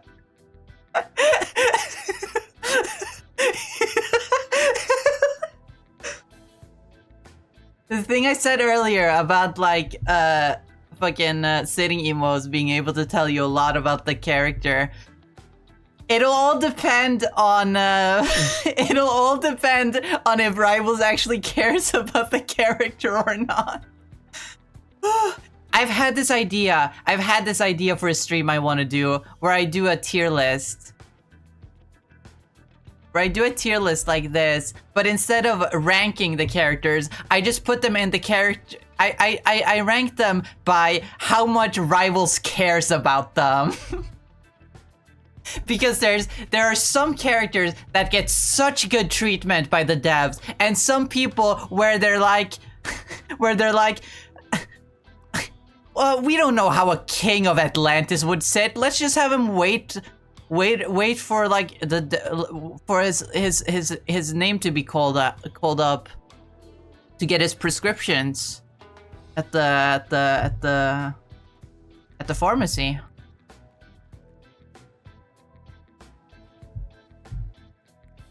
No hand on chin, no sauce, no king-like posture. Exactly. It's so. This isn't Namor. This is fucking. I don't think this is Namor, guys. I don't think this is Namor. This has to be like fucking.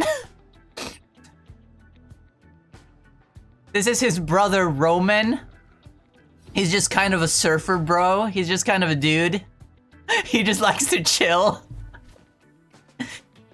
He's like, hey bruh, it's me. Yeah, you might know my brother Namor. Yeah, I'm not anything like him. I just like to chill, dude.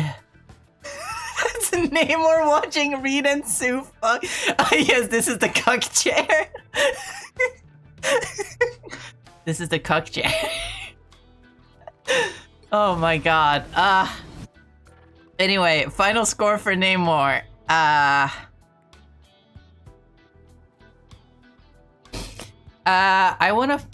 kind of want to put him in C.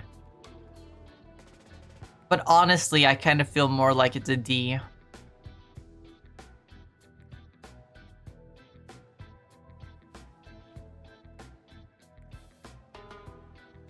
Because they really missed the mark on him in so many ways.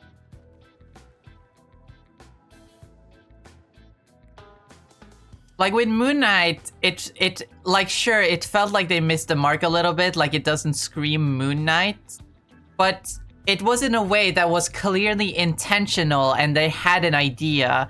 With Namor, they just didn't know what to do, and so they just did something, which is a lot more of an issue in my mind.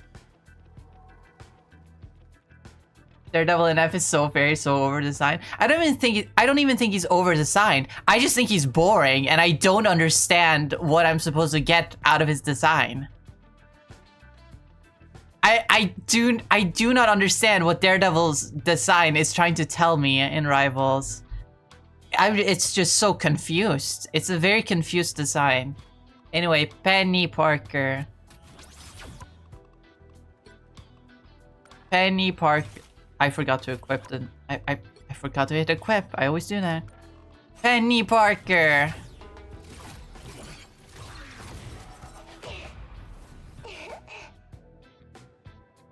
Hell yeah. Well.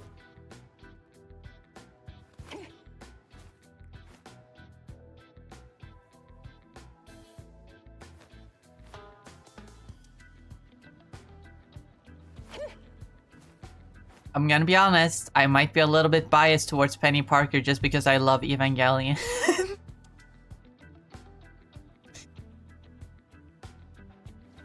Penny Parker hasn't been in a lot of comics. Oh, hey, Spider. She's a very recent character. She was created for the Spider-Verse event. And she's kind of just appeared as like... She's just kind of appeared in Spider-Verse events. Hold on. Let me... Oh, I didn't even look up into pictures of Namor when talking about him. I didn't have to. He's just so boring. Penny Parker.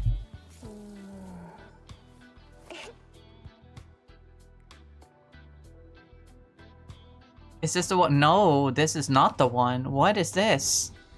What is this? Why is that the first result that comes up? That's not... Penny Parker. Enos Parker. Where's the real one? Here it is. Here's the real one. How many appearances does she have? 30 appearances total. And 9 minor appearances.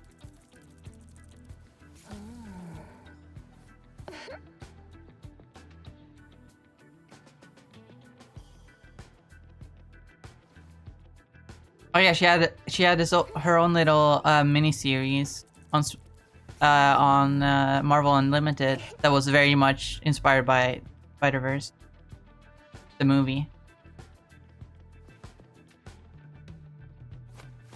So yeah, there isn't really a lot to say about Penny Parker,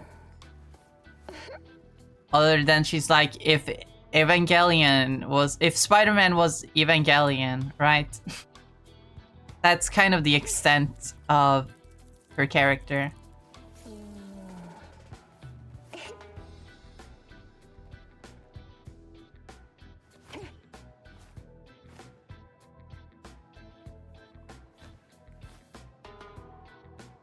I do like her design, just because I like Evangelion. I like the like plug suit look. I think it looks cool.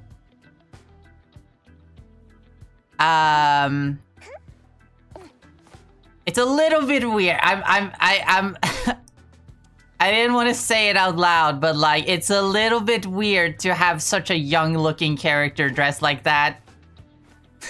The devs have said that this version of her is 18, which is extreme copium.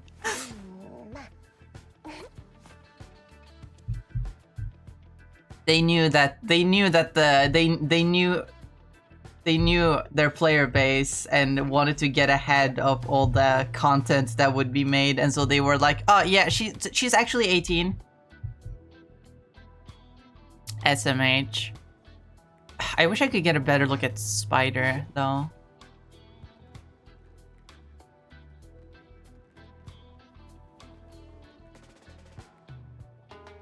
Because Spider is very much more Evangelion here than it's ever looked, as far as I'm aware.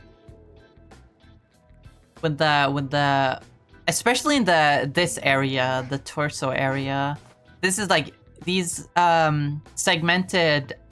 The segmented waist is very much an Evangelion thing, which I don't believe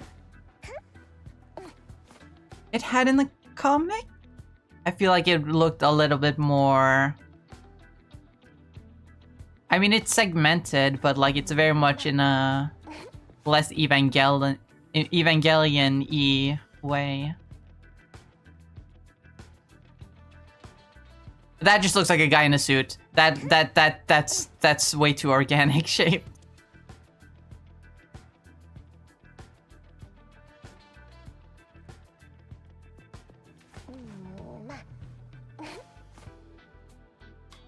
But I love the elongated arms, the elongated legs, the shoulder pylons. I wish I could get a closer look, but I can't. I can't.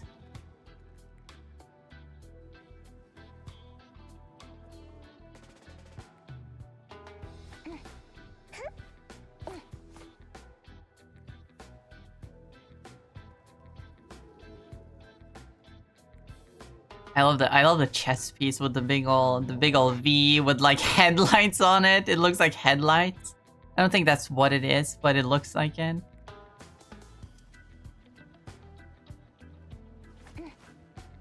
And the circular bits on the back. I really love the spider emblem on the back up here.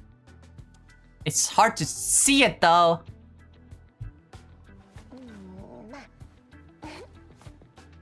Why couldn't they have done like with the Hulk or with Magic, where you can switch between the forms, where you can look at Penny and Spider separately? That's what I want.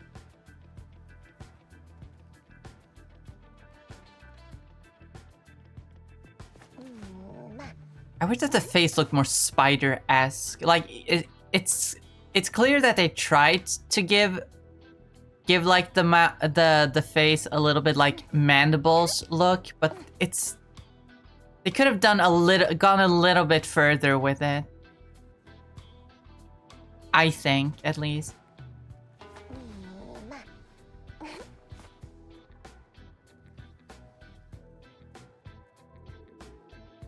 I wonder what that says on the shoulder.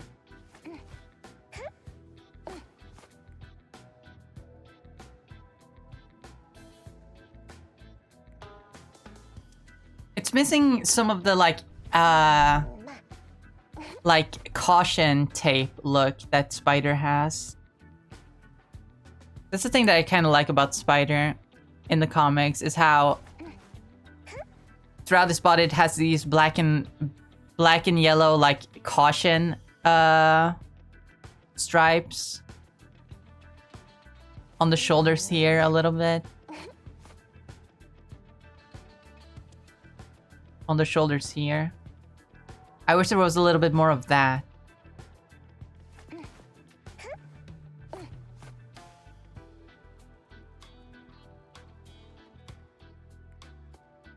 But it looks cool. I love the more Evangelion type body type with the longer limbs and the like very thin waist with like a bulky upper body and like the taller shoulder pylons. If only the head was a little bit more Evangelion shaped, like it was a little bit elongated with a more exaggerated mouth. That would have been really cool. But maybe with the face in particular, they had to keep it very comic accurate, which it is. This is a pretty comic accurate head for Spider. Penny though isn't as comic accurate.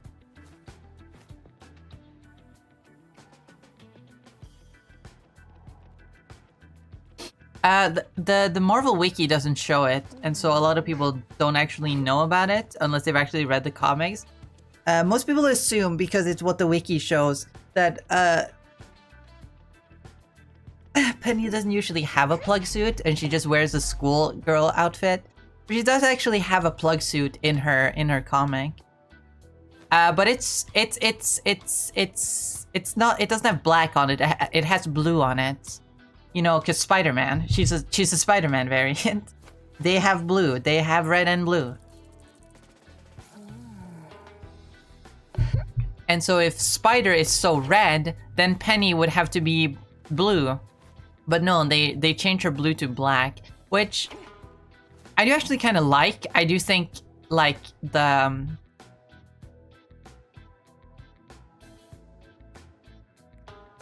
because Spider is red, yellow, and black, and so having Penny be a red, yellow, and black, but then with like a lot of white to make her stick out works.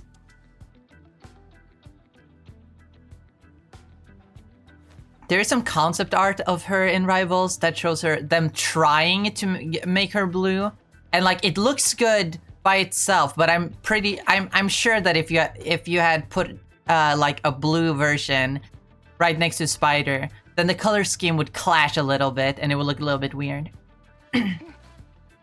Then again, there is some appeal in that, in the contrast. There's some appeal in the contrast between this very bright, colorful young girl with this like big, like little bit more dark colored big dangerous robot. I also like the stickers that Penny has put all over Spider. I just wish there were more of them and they were a little bit more prominent.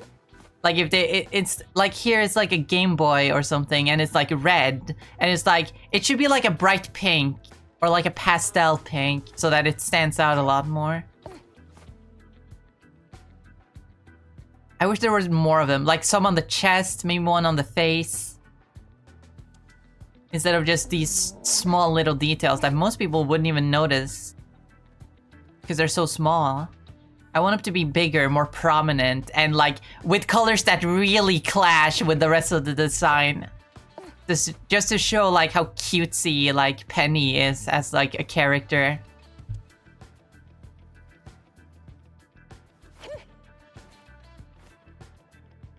I do love Penny's design though. I'm trying to look at her back. Cause like she has this like thing on her. She has this like thing on her back, which I assume like plugs the suit into like the robot. But I'm not sure. Also random circular bits along the design is it's a stupid design thing. It's like very much an over design type of thing to add to a character design, but I'm a sucker for it. Even if these circular details don't even have a purpose and are just put there for, oh, I just realized it's kind of like a spider. Like that's the abdomen and that's the head and then the arms wrap around. Oh, that's cool. Oh my god, that's actually kind of cool. I just realized that. Oh, that's actually kind of cool. I love that. Also, these weird, like, discs at her wrists also, like, they look really impractical, but I don't know, I fuck with them. They look so, they just something about them that I like. I don't know. Very much a personal thing.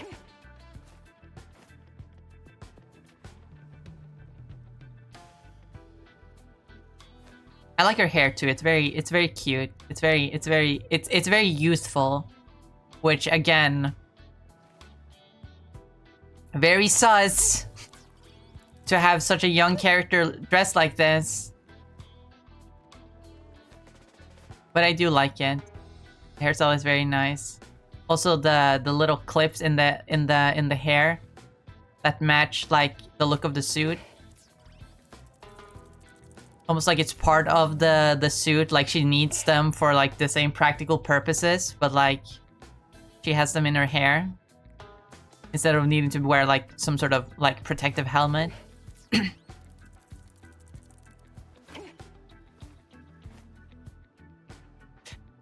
Now that I'm looking at her, I kind of wish they did make her blue, like just to contrast more with Spider. I feel like they could have pulled it off. I can visualize it in my mind and like it doesn't look that bad.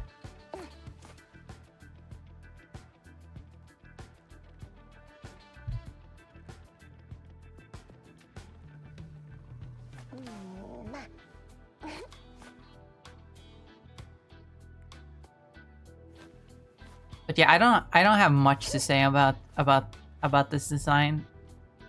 It's just it's very up my alley. I've always loved Penny Parker, just for the fact that she's like an Evangelion Spider-Man. And also her original story, she was created and written by Gerard Way of My Chemical Romance, which is really cool. He's actually done a lot of comics. I need to check out more of his stuff, honestly. I've heard that it's pretty good.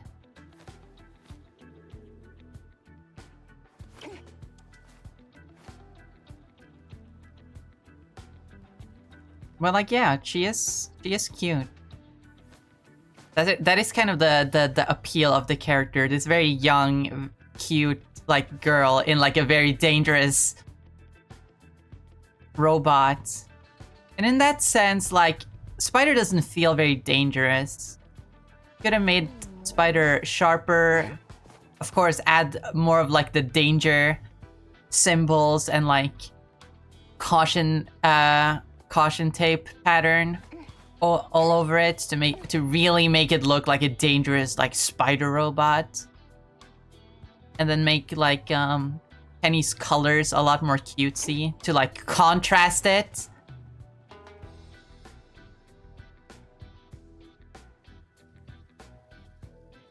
I think that would have done a lot better to show off the like the character, the like trope that she's supposed to represent.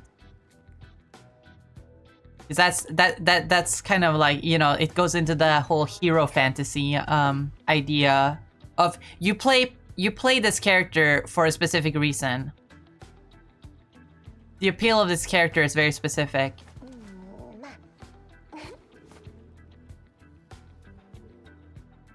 And yeah, they do a good job with it, but not a great job. There are definitely things that can be improved. I'd say this is a B tier, right? But let's look at the MVP real quick. See, that's a really good MVP for Penny. Spider comes at you, and then she jumps out of it, and she's like, she does a little yay, there's a little yay type jump, and then does the heart. There's even sparkles behind her when she jumps. That's adorable. That's cute. I feel like the only thing that they could have done better is have Spider be like a little bit more like animalistic and aggressive when it charges towards the camera. And then, like, it turns around and Penny jumps out. Just to more of that juxtaposition between big, dangerous metal machine and cute anime girl, you know?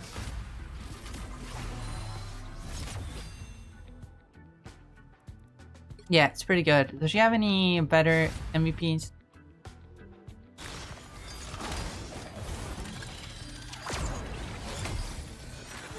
No, that one's kind of boring.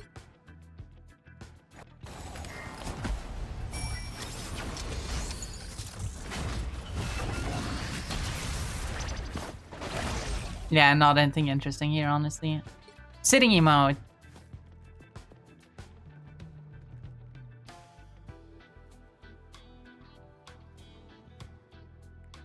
Yeah, that one's a little bit weird. I like that this is the one time, like, in-game you can actually show off the Penny model.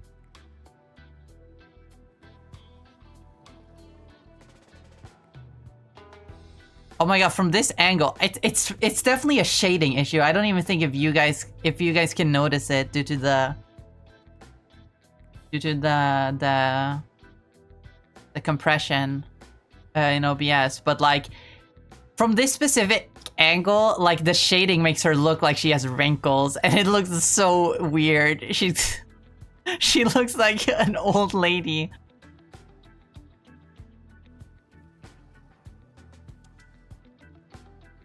But yeah, this isn't really...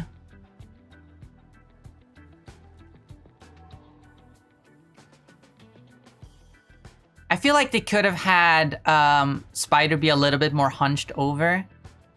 Again, to look a little bit more dangerous. And then have like Penny sit a little bit more cutesy.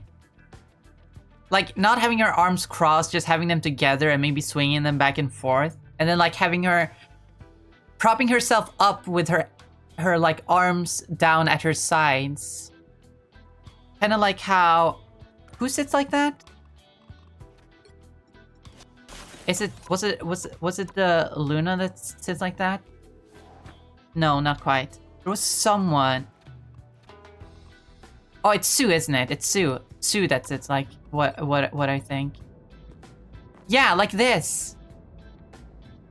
If she would sit more like this on Spider's arm, and then like have her legs swing back and forth, would have been a lot more cutesy. Meanwhile, Spider would be more hunched over, more aggressive. With its claws out, maybe, to like be like, if you hurt this girl, I'm gonna kill you. Right? Yeah, this one's a little bit boring. You can get a better look at Spider though. That's that's fun. Oh, the moving. Oh, holy fuck. The moving parts. That's really cool. I forget that. That's, you can't really see it here because Spider's supposed to be inactive, but like in game, Spider does have these moving parts, which is a really cool touch. I really love that.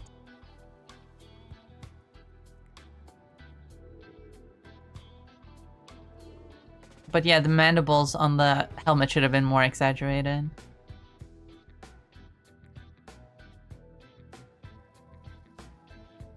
But yeah, I like Penny. I like Penny's design. I think B tier. Definitely B tier.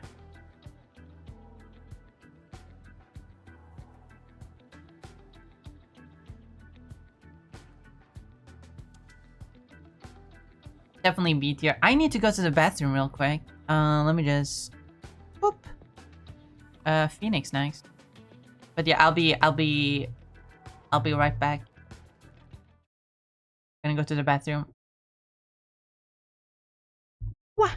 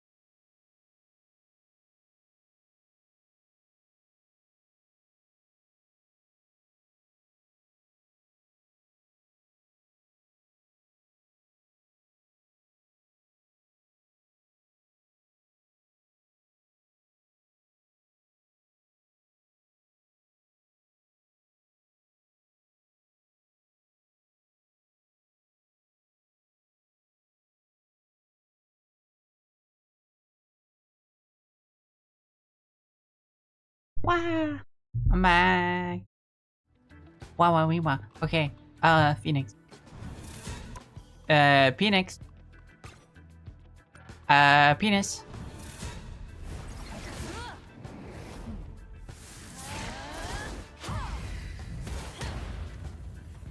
That was a long intro animation.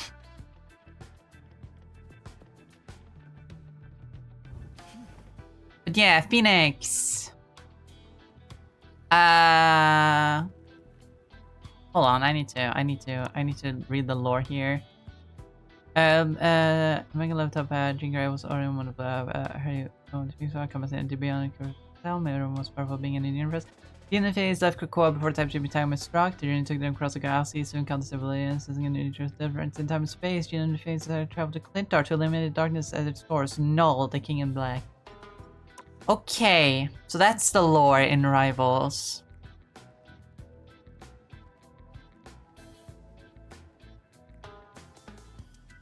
That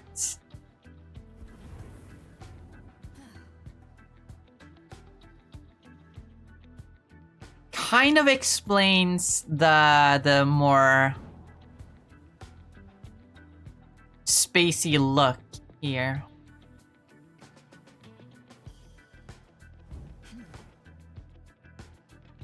Because it's very much giving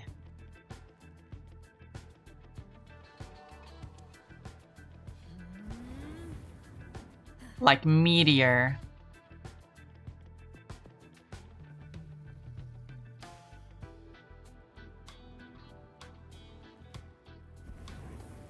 With the stained glass. Stained glass is cool because like to make glass you need fire, so like having stained glass as part of our design is really cool actually. But I don't know why though. It's the question. Why is it like this? I don't quite... Some very nice organic shapes though.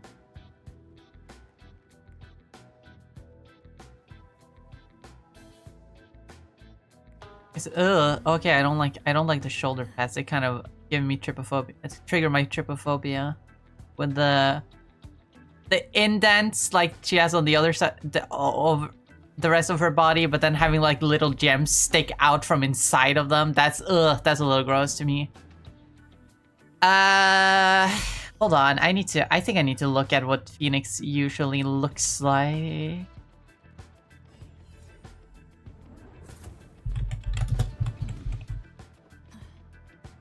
In gray 616.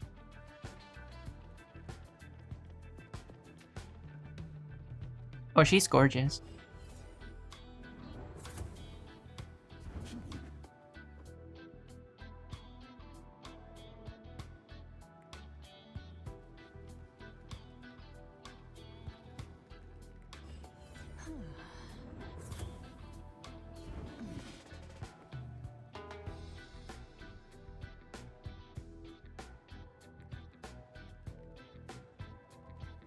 Where's her in like Phoenix costume? Not in her original costume, but in Phoenix. Where is Phoenix?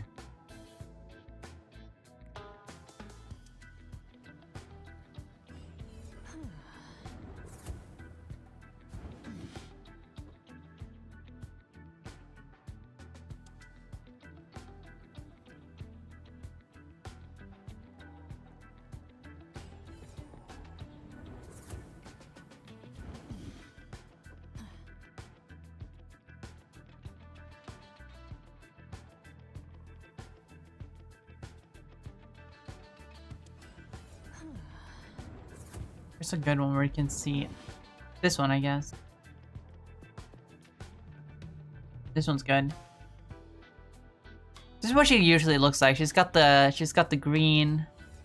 She's got the black like shoulder things with the cowl going up to her forehead. And then like long gloves and boots with yellow. And of course her logo in the center. More modern version of it looked.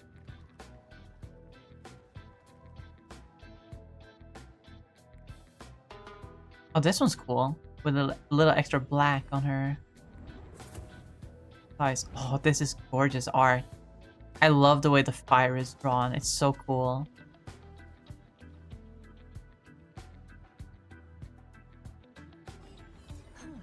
More traditional Phoenix. With the sash around her waist. The cowl not going all the way up to her head. But clearly, like, this is like more the look that Rivals is going for. You just give her a lot more of a weird cosmic look, which is interesting. I do like that they kept the like sash that she usually has around her waist, but it's just kind of attached. It's just kind of attached at her hip right here. Like, there's no sash going around. It's just kind of these two ends that are attached.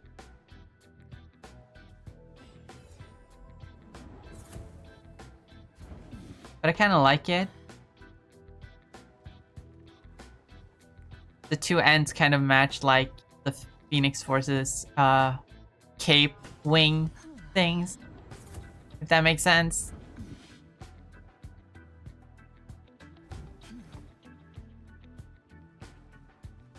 I just want to look at her back, okay? Can the Phoenix Force get out of the way, please? I just want to see the stained glass pattern on her back. There's a continuation of the one in the front, I believe.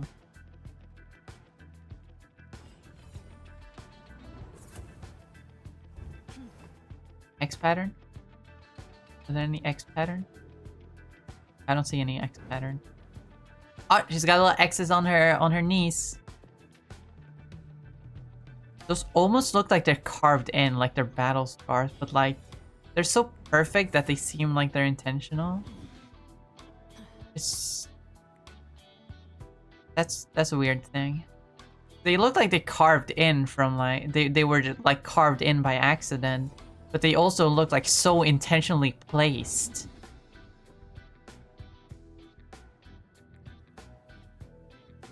Well, that's definitely interesting.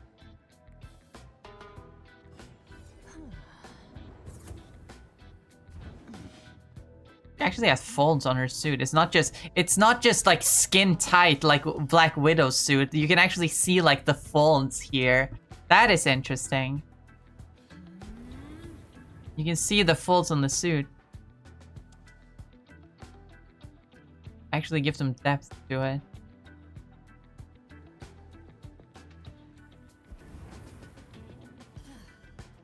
Her hair is very straight. That's interesting. Because you'd think with the fiery character, like that they'd have more like wild curly hair that like imitates the shape of fire. Jean seems to usually have that in the comics as well. But here it's like straight down. Which I guess kind of works because it's like the Phoenix Force is the fire, meanwhile Jean is just is like the calm and collected one. I kind of like that. They kind of work as a duo.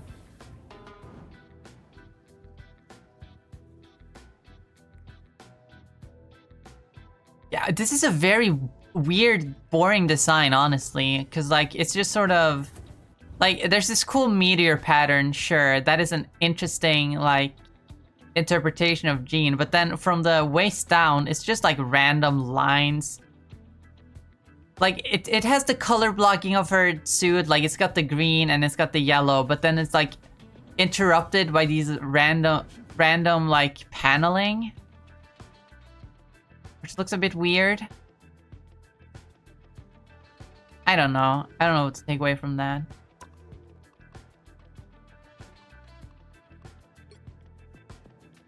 Dark Phoenix is probably a costume that's good to look at, because it's more accurate to how she usually looks.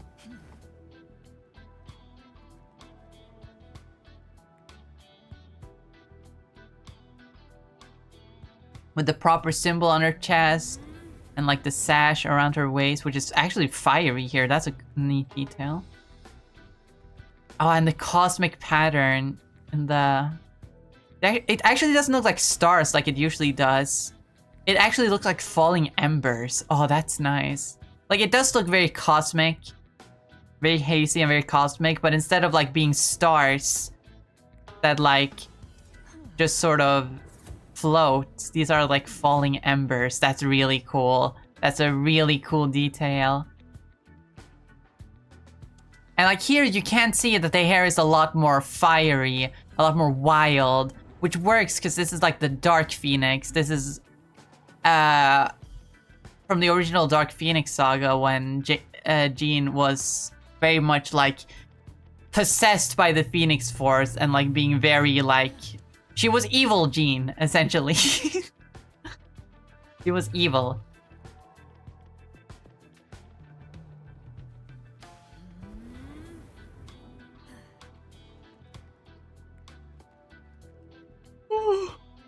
God.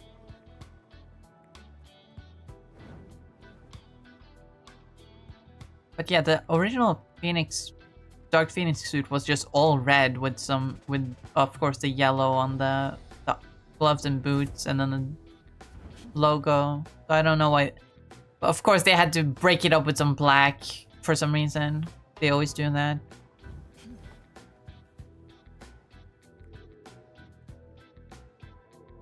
The Phoenix Force doesn't actually change between these two skins. It doesn't seem. I don't have anything to say about the Phoenix Force. I like the fire hair. It's done so cool. Like you really can't tell where the hair starts and the fire, where the hair ends and the fire starts.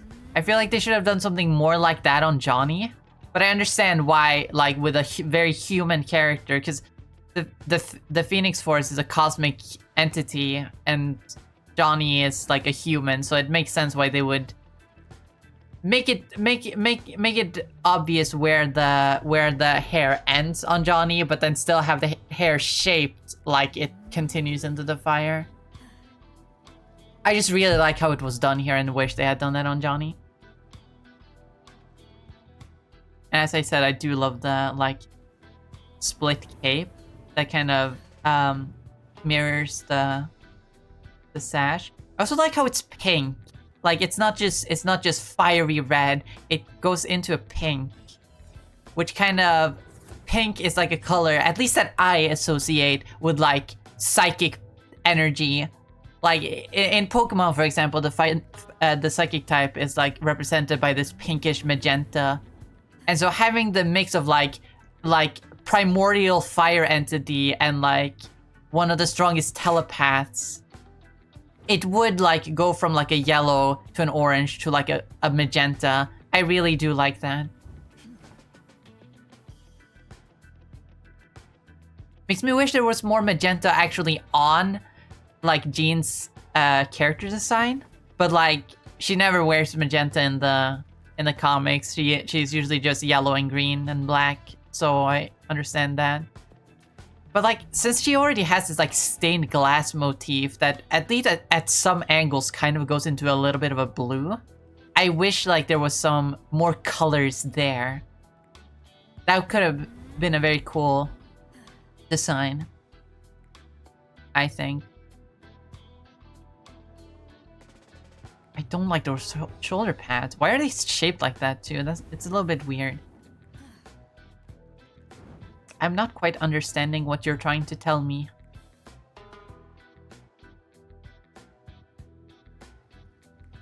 She does just have the basic like female superhero physique. There's not anything to gain from that. She has bigger boobs than normal. I swear, characters in this game don't have boobs that are that big. I think the only one that rivals her is fucking Black Widow or Rogue.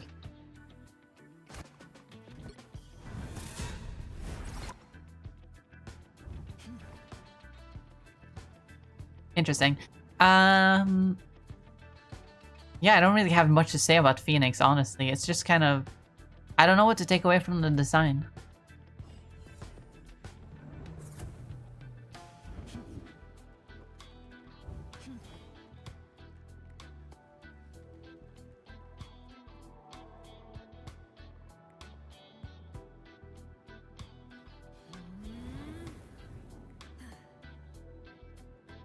I feel like if they were going into this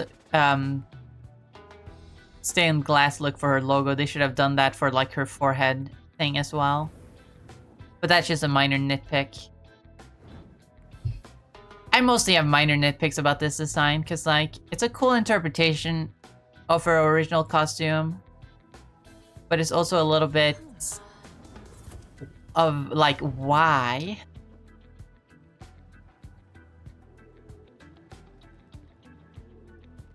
If they tried to make her like spacey because she was like introduced in like the spacey like season where they were fighting Null, it doesn't quite read as space necessarily. There is architecture in the real world that looks sort of like this. Honestly, with the stained glass, it's kind of giving more like gothic.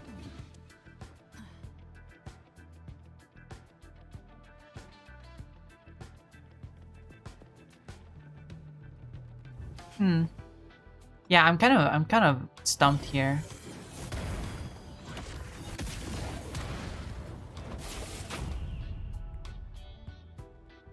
I like that. I like how the fire of the Phoenix Force's wings wraps around, forms like a circle around them.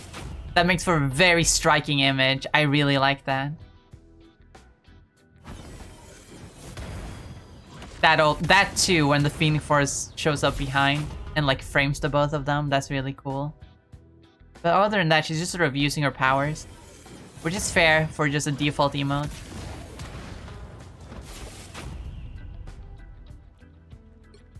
I like that. Let's check the Dark Phoenix one too. Oh, that's a sick ass shot. With the Phoenix wrapping around the planet, or is this a moon? I can't tell. And like crushing it, that's cool. This final frame isn't as cool though, but like her flying to space and hitting the lesbian pose before like completely annihilating a planet, that's cool.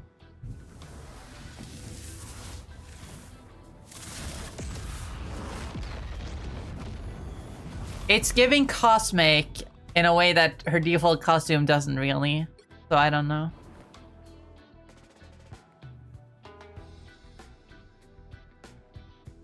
Yeah, and this sitting emote is also very weird. She's just sort of sitting there, like very polite, very proper. Legs slightly crossed, one arm at her side and the other resting on her lap. And then the Phoenix Force is just like, oh, I just noticed that the Phoenix Force actually has like talons for fingers. That's actually a really cool detail. That's a really cool detail. I like that. But yeah, the Phoenix Force is just kind of standing there. It's not really doing anything.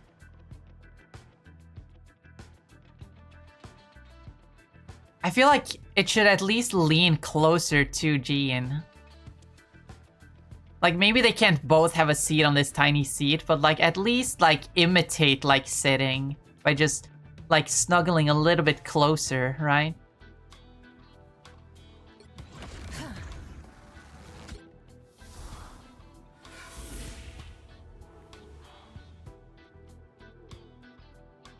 Where did this one come from? Was this a Twitch drop? This might have been a Twitch drop. Yeah, it most definitely was.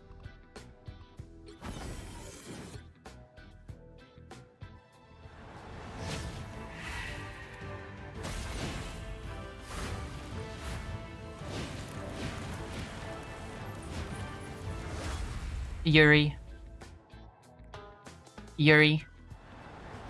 There's Yuri in the game. I mean, technically, Jean and the Phoenix Force are like the same. They're like the same entity, technically. I don't know. I don't quite understand the lore, but as far as I'm aware, they are the same. They are the same being. So it technically isn't Yuri as much as it's self-cessed, but still, Yuri. They actually put Yuri in the game.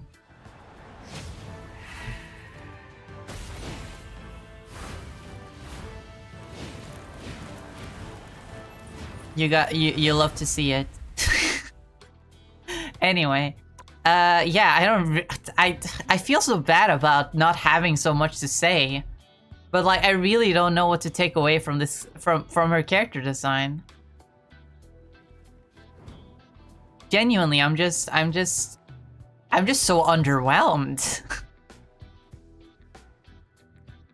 There's nothing for me to like say anything about. I'm just confused. I'm just confused by why you did like this thing, but like the rest of the character design does not inform it at all. It's just so generic. I don't even know what to rank. I don't even know how to rank this one. I don't want to put it in D tier.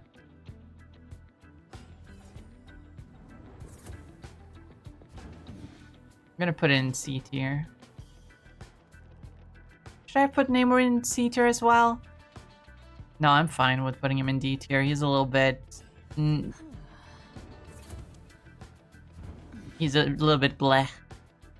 Maybe I'll reorganize this tier list when I'm done with everything. Just slightly. But yeah, I don't really have much to say about Phoenix.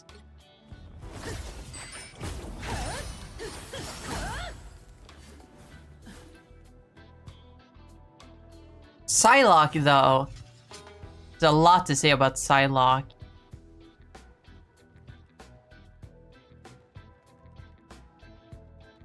I'm actually getting a little bit tired from this.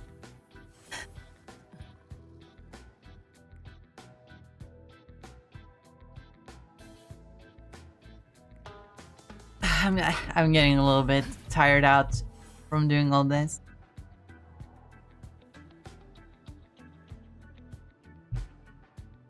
But I still have like half an hour left. How many have I gone through today? 1, 2, 3, 4, 5, 6 so far. Oh, I'm not gonna get through all of these. Unfortunate.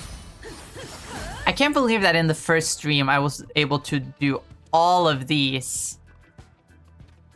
And then last stream I had to stop with 2 left, and now I don't even think I can get through all of them. I don't know what it is. Am I just taking too long? Am I just not yapping fast enough? Maybe, who knows. But yeah, Psylocke is interesting because this is a very specific version of Psylocke. Specifically the version from Peach Momoko's Demon Days story. And as far as I'm aware, it's supposed to be the exact one. It's not even like this version is like from a like parallel universe to that one. This is the exact Psylocke from that story, as far as I've heard.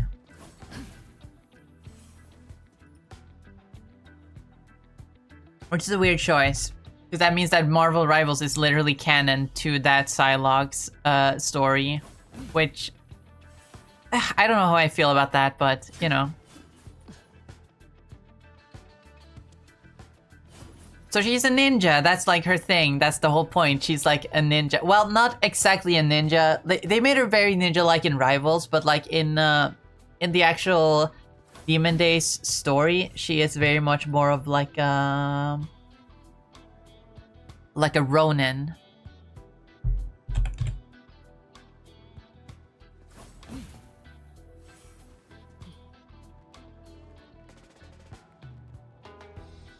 Let's see if I can find her on the wiki.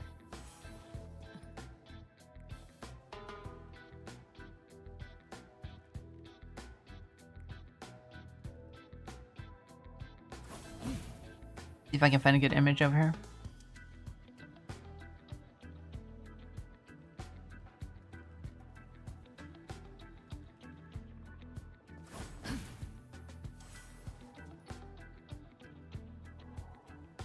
This one's good. This one's good.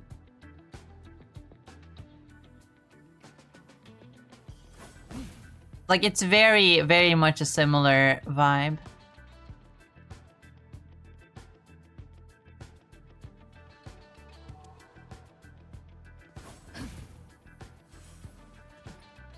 Like, it's recognizably Psylocke, at least here. This version is very recognizable as, like, a version of Psylocke, right? The...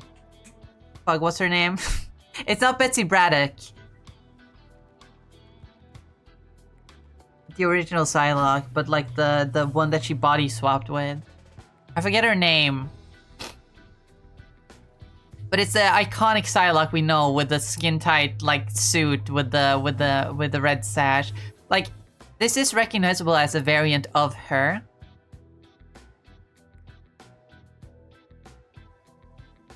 At least in this one, where like the blue of her her outfit is kind of tinted very purple, but like usually it's very blue. I mean, it's still recognizably Psylocke, I think. Especially with the leggings, which you would not find in feudal Japan. They still have like the straps, and she still has the straps around her arm.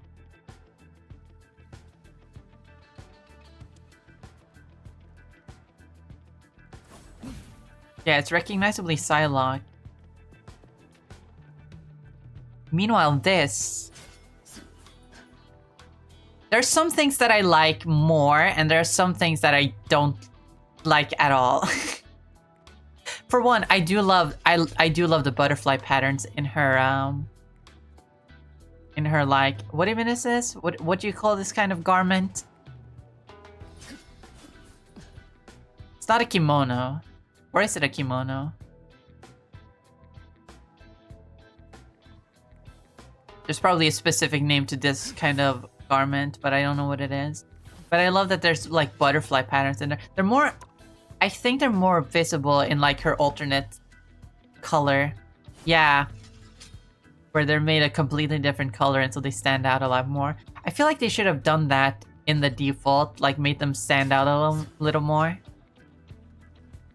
Maybe instead of making them a lighter blue, make them a light purple so they stick out a little bit more.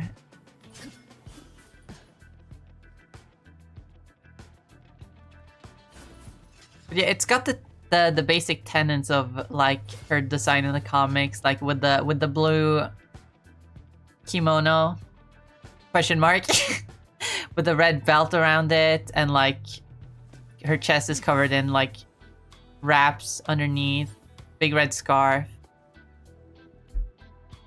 the purple hair. But then on top of that, it's also just adds a bunch of details that are very much like, oh, like anime ninja trope, like these like wrist guards that are like with this like samurai armor plating pattern, and like the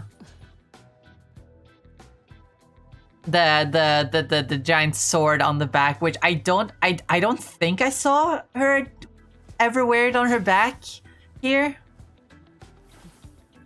She kind of wears it at her side, like, you know, you're supposed to do with a sword like that.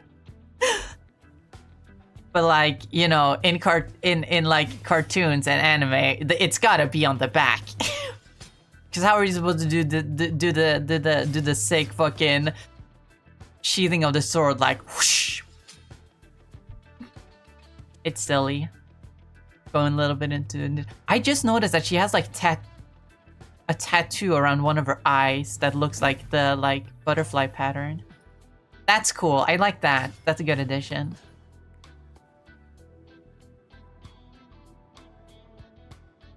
But my main gripe with this design is how it has so many details that are clearly not of like the era. She's supposed to be from like feudal Japan. I don't know exactly which era. I'm not really that knowledgeable on Japanese history, so I don't know exactly what era this is.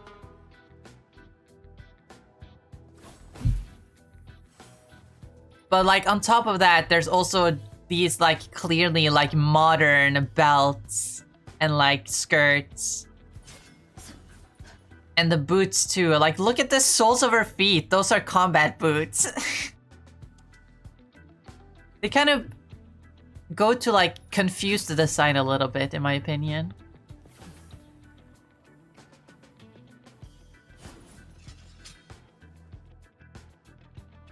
And this weird random shoulder pad as well. Like, that's a little bit weird.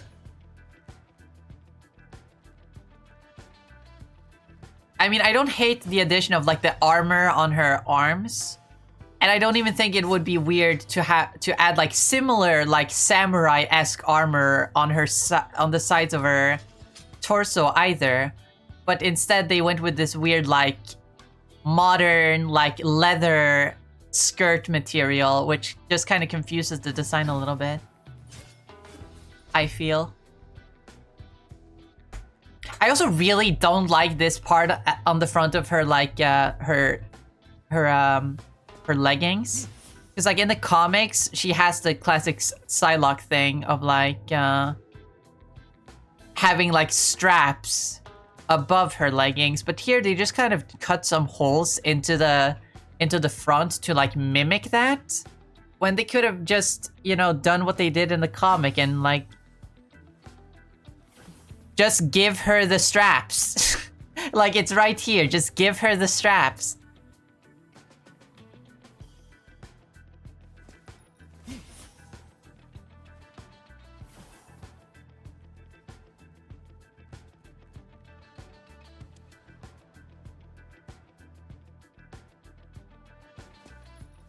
Oh, that's another detail that I find a little disappointing, because they did give her the red scarf and they did give her the red belt, but they made the belt like this, like very like braided, like very tight belt, while in the comic it's like a lot like her scarf, or like how her belts usually look in the comic, where they like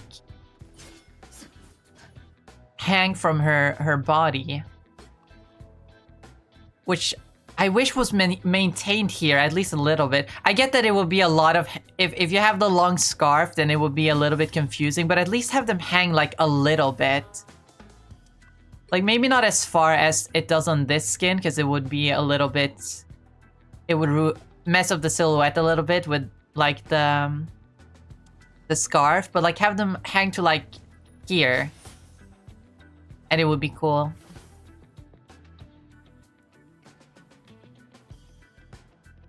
Also,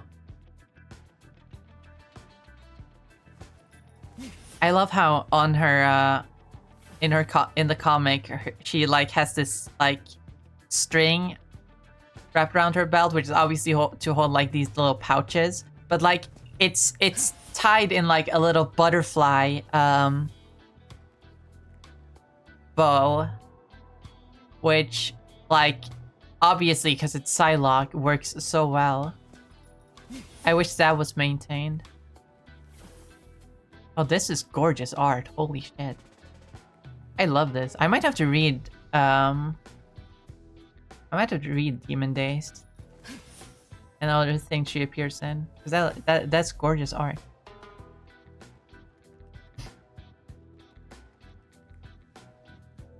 But yeah, I love all the hidden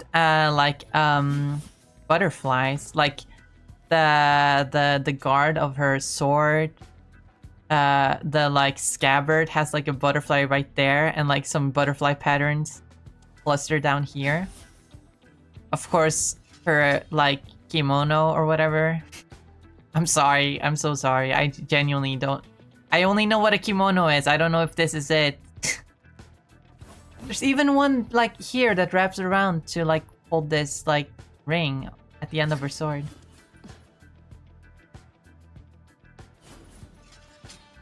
There even a hidden butterfly here? Like, it's very vague, but like I can kind of see like some pattern on her glove that is kind of like the wings of a butterfly. Am I crazy? No, I'm not crazy. You see that too, right? I like that. I just wish there were more hidden butterflies. Like, Like if you want to go with like the cutouts on her leggings instead of just the straps, have them cut out like little butterflies. Have butterflies on her belt, of course, like the little string that she has in the comics that is tied in like a butterfly.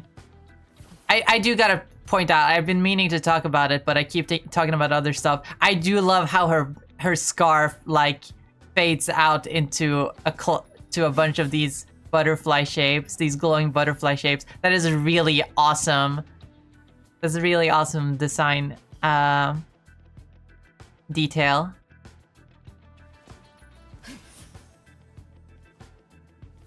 I don't like how her hair is tied up.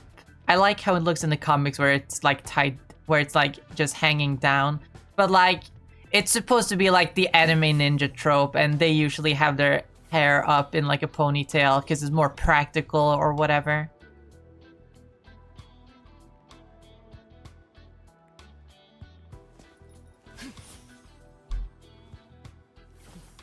Again, her sleeves, her like long sleeves, they have these cutouts that like simulate what she looks like in the comics traditionally, but you know, not really. I wish they would just commit and just give her some straps, or even just like some string, like to imitate like what her belt here looks like. Just have this like braided like string wrapped around her. Oh, the detail on the sword is really nice. You see that? All the lines? That's cool.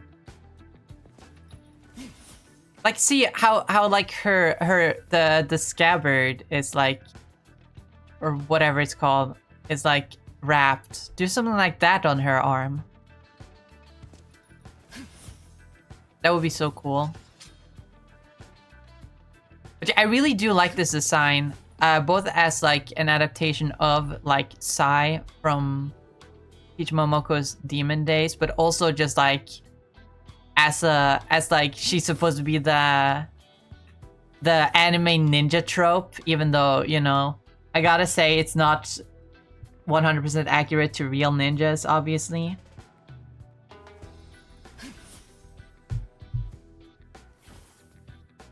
It's not accurate to real ninjas.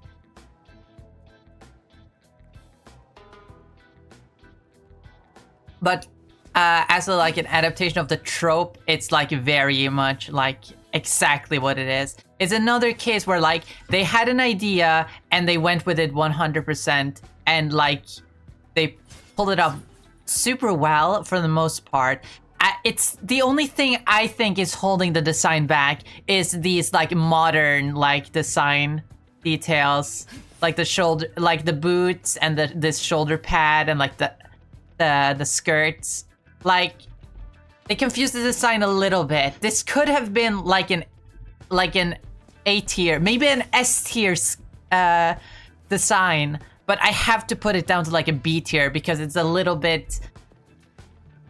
If it went further into like the period accurate design, it could have been an S tier, but no. It had to add these random modern details that just kind of confused the design. Had it just been like some samurai armor plating on the sides and like on the shoulder and like on the shoes, it would have been completely fine. It could even stay black, even though I would have much preferred like a darker purple. That would have looked so sick. Maybe there are some designs that I've talked about throughout these streams where like there's only like a few things like that I would really change in order to make the design like really good. And it makes me want to just draw my interpretation. Like I want to redraw Rival Psylocke, but with like my own ideas. I think another one was like Deadpool, where there were some things that I thought they could have done better. Is there another one? I don't remember. magic, I think. Where there were only a few things that I thought they could change to make the design, like, really great.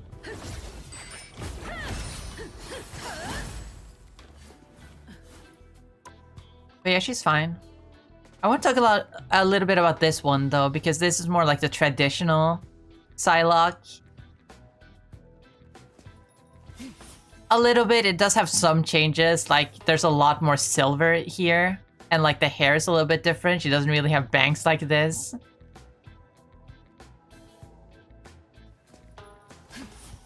But, like, this is more of your traditional, like, Psylocke.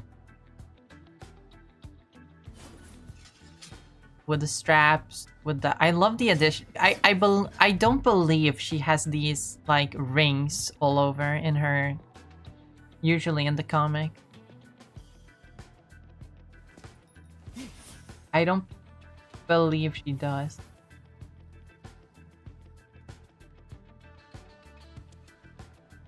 But I think it's a really nice detail. I like the silver with the purple. It looks really nice. Especially with all these ornate, like, patterns all over. It looks really nice. And of course the big red sash. Again, tied with, like, these metal rings. And a bunch more, like, here's a little bit of a hidden butterfly around her neck. There's, like, butterflies all over these patterns. It looks really nice. I like it. Don't have much else to say about her other costumes. They're just kind of...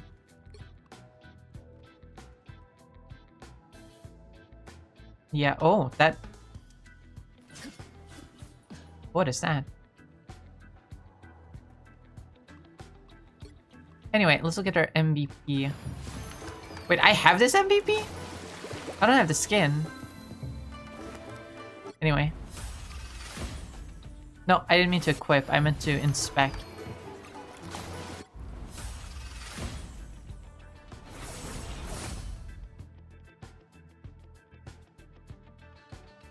That's a great final frame with the, like, the slash.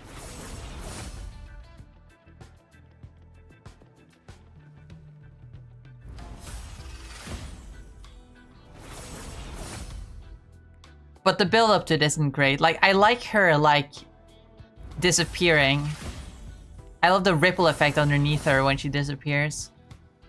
But I feel like when she disappears, like, the camera should be a little bit more frantic. Like, where did she go? I guess you wouldn't really be able to tell. Because there isn't... Because, like, you're kind of just in a void. You wouldn't be able to tell if the camera was looking around frantically. Unless there were, like, more, like... particles. There's some particles, these little butterflies. But then it would have been better if, like, the camera was more frantic and then, like, you turn around, like, 180 and then she's behind you and then she, like, slashes.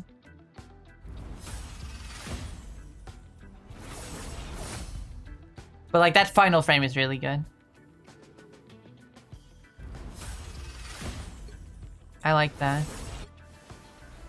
Gonna inspect this one too.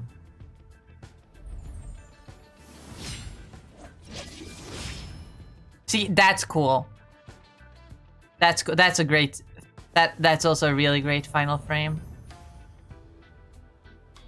Butterfly comes in, she grabs it, and then she absorbs its power or something, and then there's a cool pose.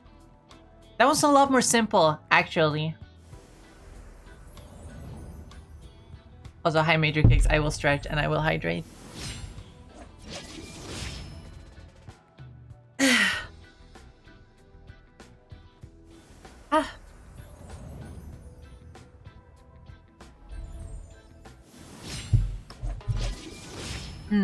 My voice doesn't feel as hurt. And her sitting emote is very... I don't know. I don't quite know how to feel about this one. Not gonna lie.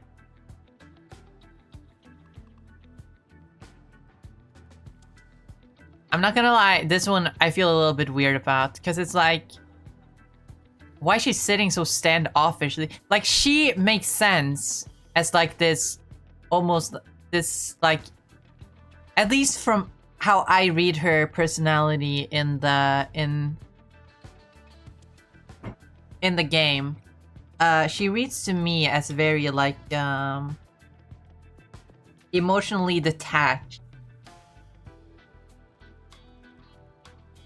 but like very much like a well-meaning and like polite individual. And so I feel like it would make more sense for Psylocke to sit... Oh, the game is freezing. For Psylocke to sit like how Mantis sits, right? For her to sit like this. Like looking around like that with her hands firmly placed on her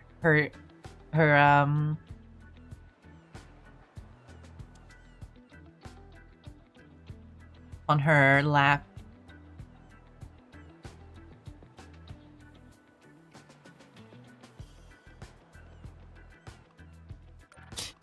I don't know, the way she sits here is just kind of very standoffish. Legs crossed, arm crossed, just kind of looking straight ahead. Like, that doesn't really give off the vibes, I don't think. But what do I know? I don't know the character.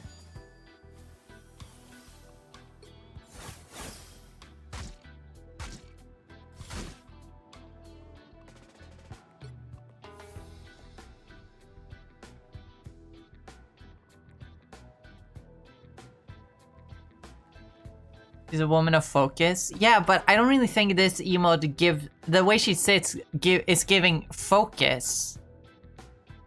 It's giving, don't talk me, I'm Angie.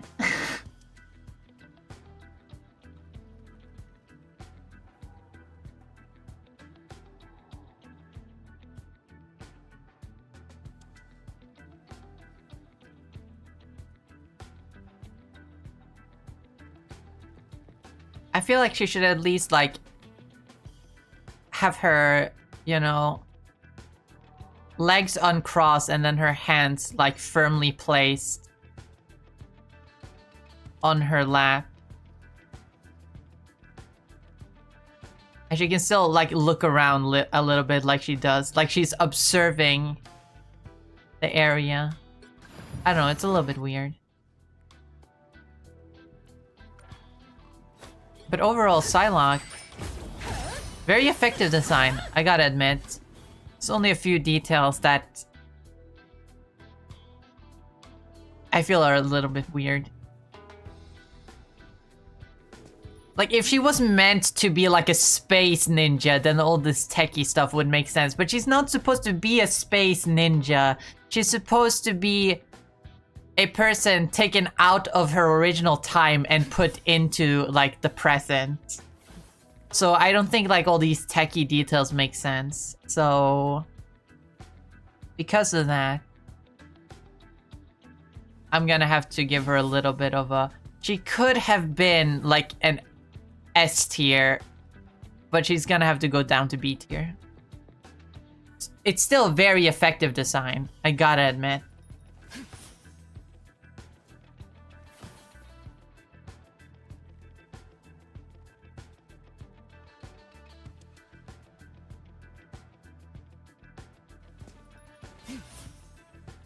I guess that's what these tiers mean. These are just awful. These are... I don't know. These are very confused. Like, these designs here lack direction. And these designs have direction. They are very effective for what they do. And then up here are just designs that they go above and beyond.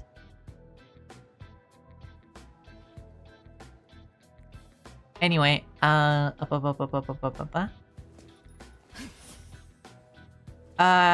not gonna be able to get through. You know what? we're past 3 hours, and in 3 hours, I have now covered 1, 2, 3, 4, 5, 6, 7 characters, which means in an extra hour, I'm not going to be able to go through all of these. So I might as well end now because I'm a little bit tired.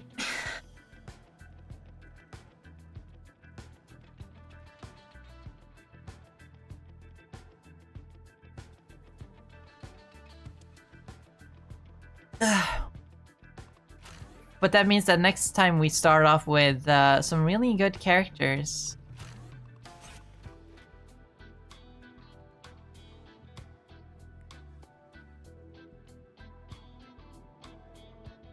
What's my average at this point?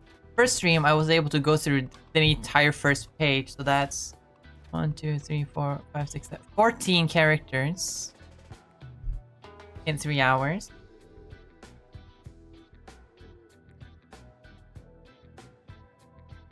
Well, let me do this. 14 plus how many was I able to go through last time?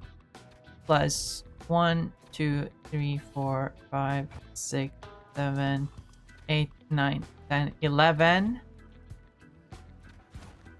12, 13, plus 7, 34, divided by 3. So I go through an average of 11, apparently. So I'll at least get through 7 next time, which means Rocket, Rogue,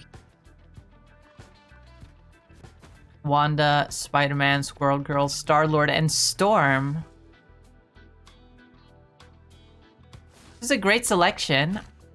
I feel like I have a lot to say about at least half of these characters. Considering Spider-Man is Marvel's golden boy, people have a lot of strong opinions about how Spider-Man should look. Squirrel Girl is... You don't even have to tell me why she is like one of the most effective character designs in the game.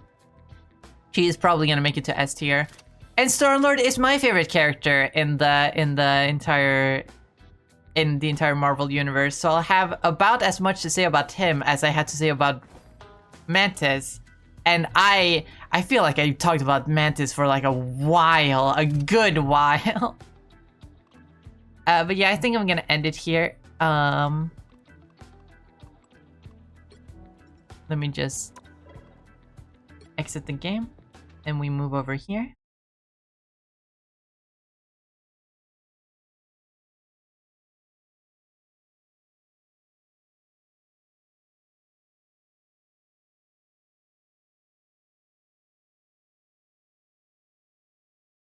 Hold on, I'm gonna open a few things.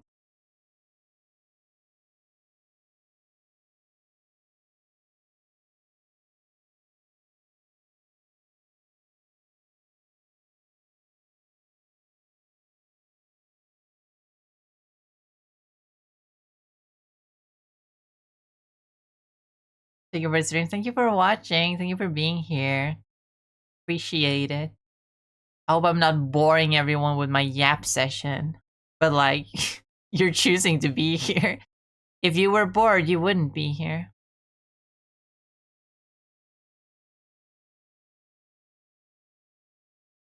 Even if you do just have me on in the background, which is fine. Appreciate it still.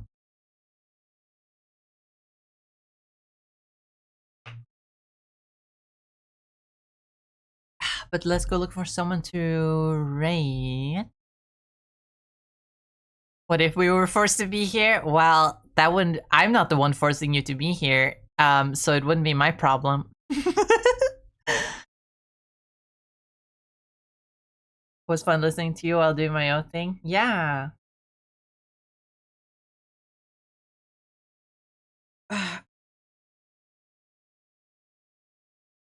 We're almost done with the Marvel Rivals, though. If I really try, I think I can get through the rest of the cast next week. But more than likely, it's gonna take like 2 more streams to get through the Rivals cast. And after that, I don't know who I'm gonna talk about next. Maybe Deadlock, because I have it installed. But you know, we need to get back to Overwatch one of these days. Anyway, who can we raid? Who can we raid?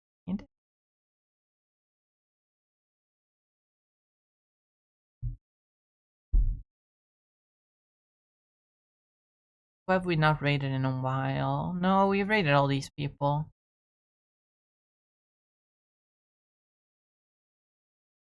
Actually, Zai, we haven't raided in a while. Let's go raid them.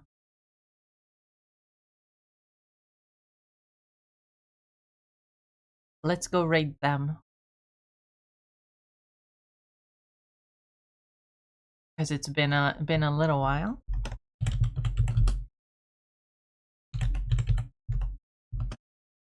Let me put in a little raid message for you guys.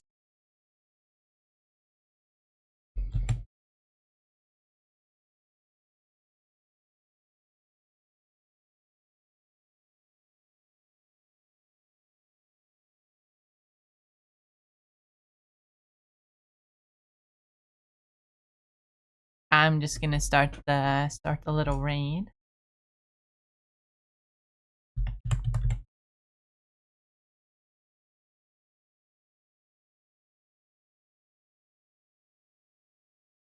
My sweater has so many loose threads. Jesus, bothering me.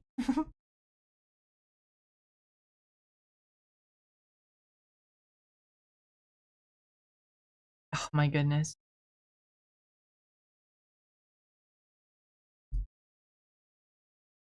Maybe I need to make a second cup of coffee right now, because my throat is hurting from all the yapping, as always.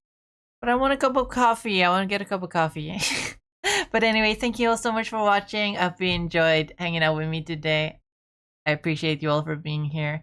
I'll be back again tomorrow. We're gonna be playing some Minecraft or Deadlock. I want to play some Minecraft, but I also want to play some Deadlock, so we'll see. Whatever I don't do tomorrow, though, we'll do next week. So I hope you're looking forward to either of those. But yeah, I hope you all have a wonderful rest of your day, night, evening, whatever time it is for you. As always, remember to eat food and drink water and take care of yourself. Take your meds if you have them, if you need them. And yeah, I hope to see you all back again tomorrow.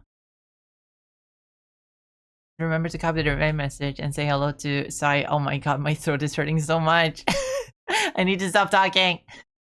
But remember to copy the raid message and say hello to Sahi during the raid. And I hope to see you all back again next time. Bye bye, everyone. Bye bye. Have a good time. Have a good day. Ah! Bye bye. Bye bye. Bye bye.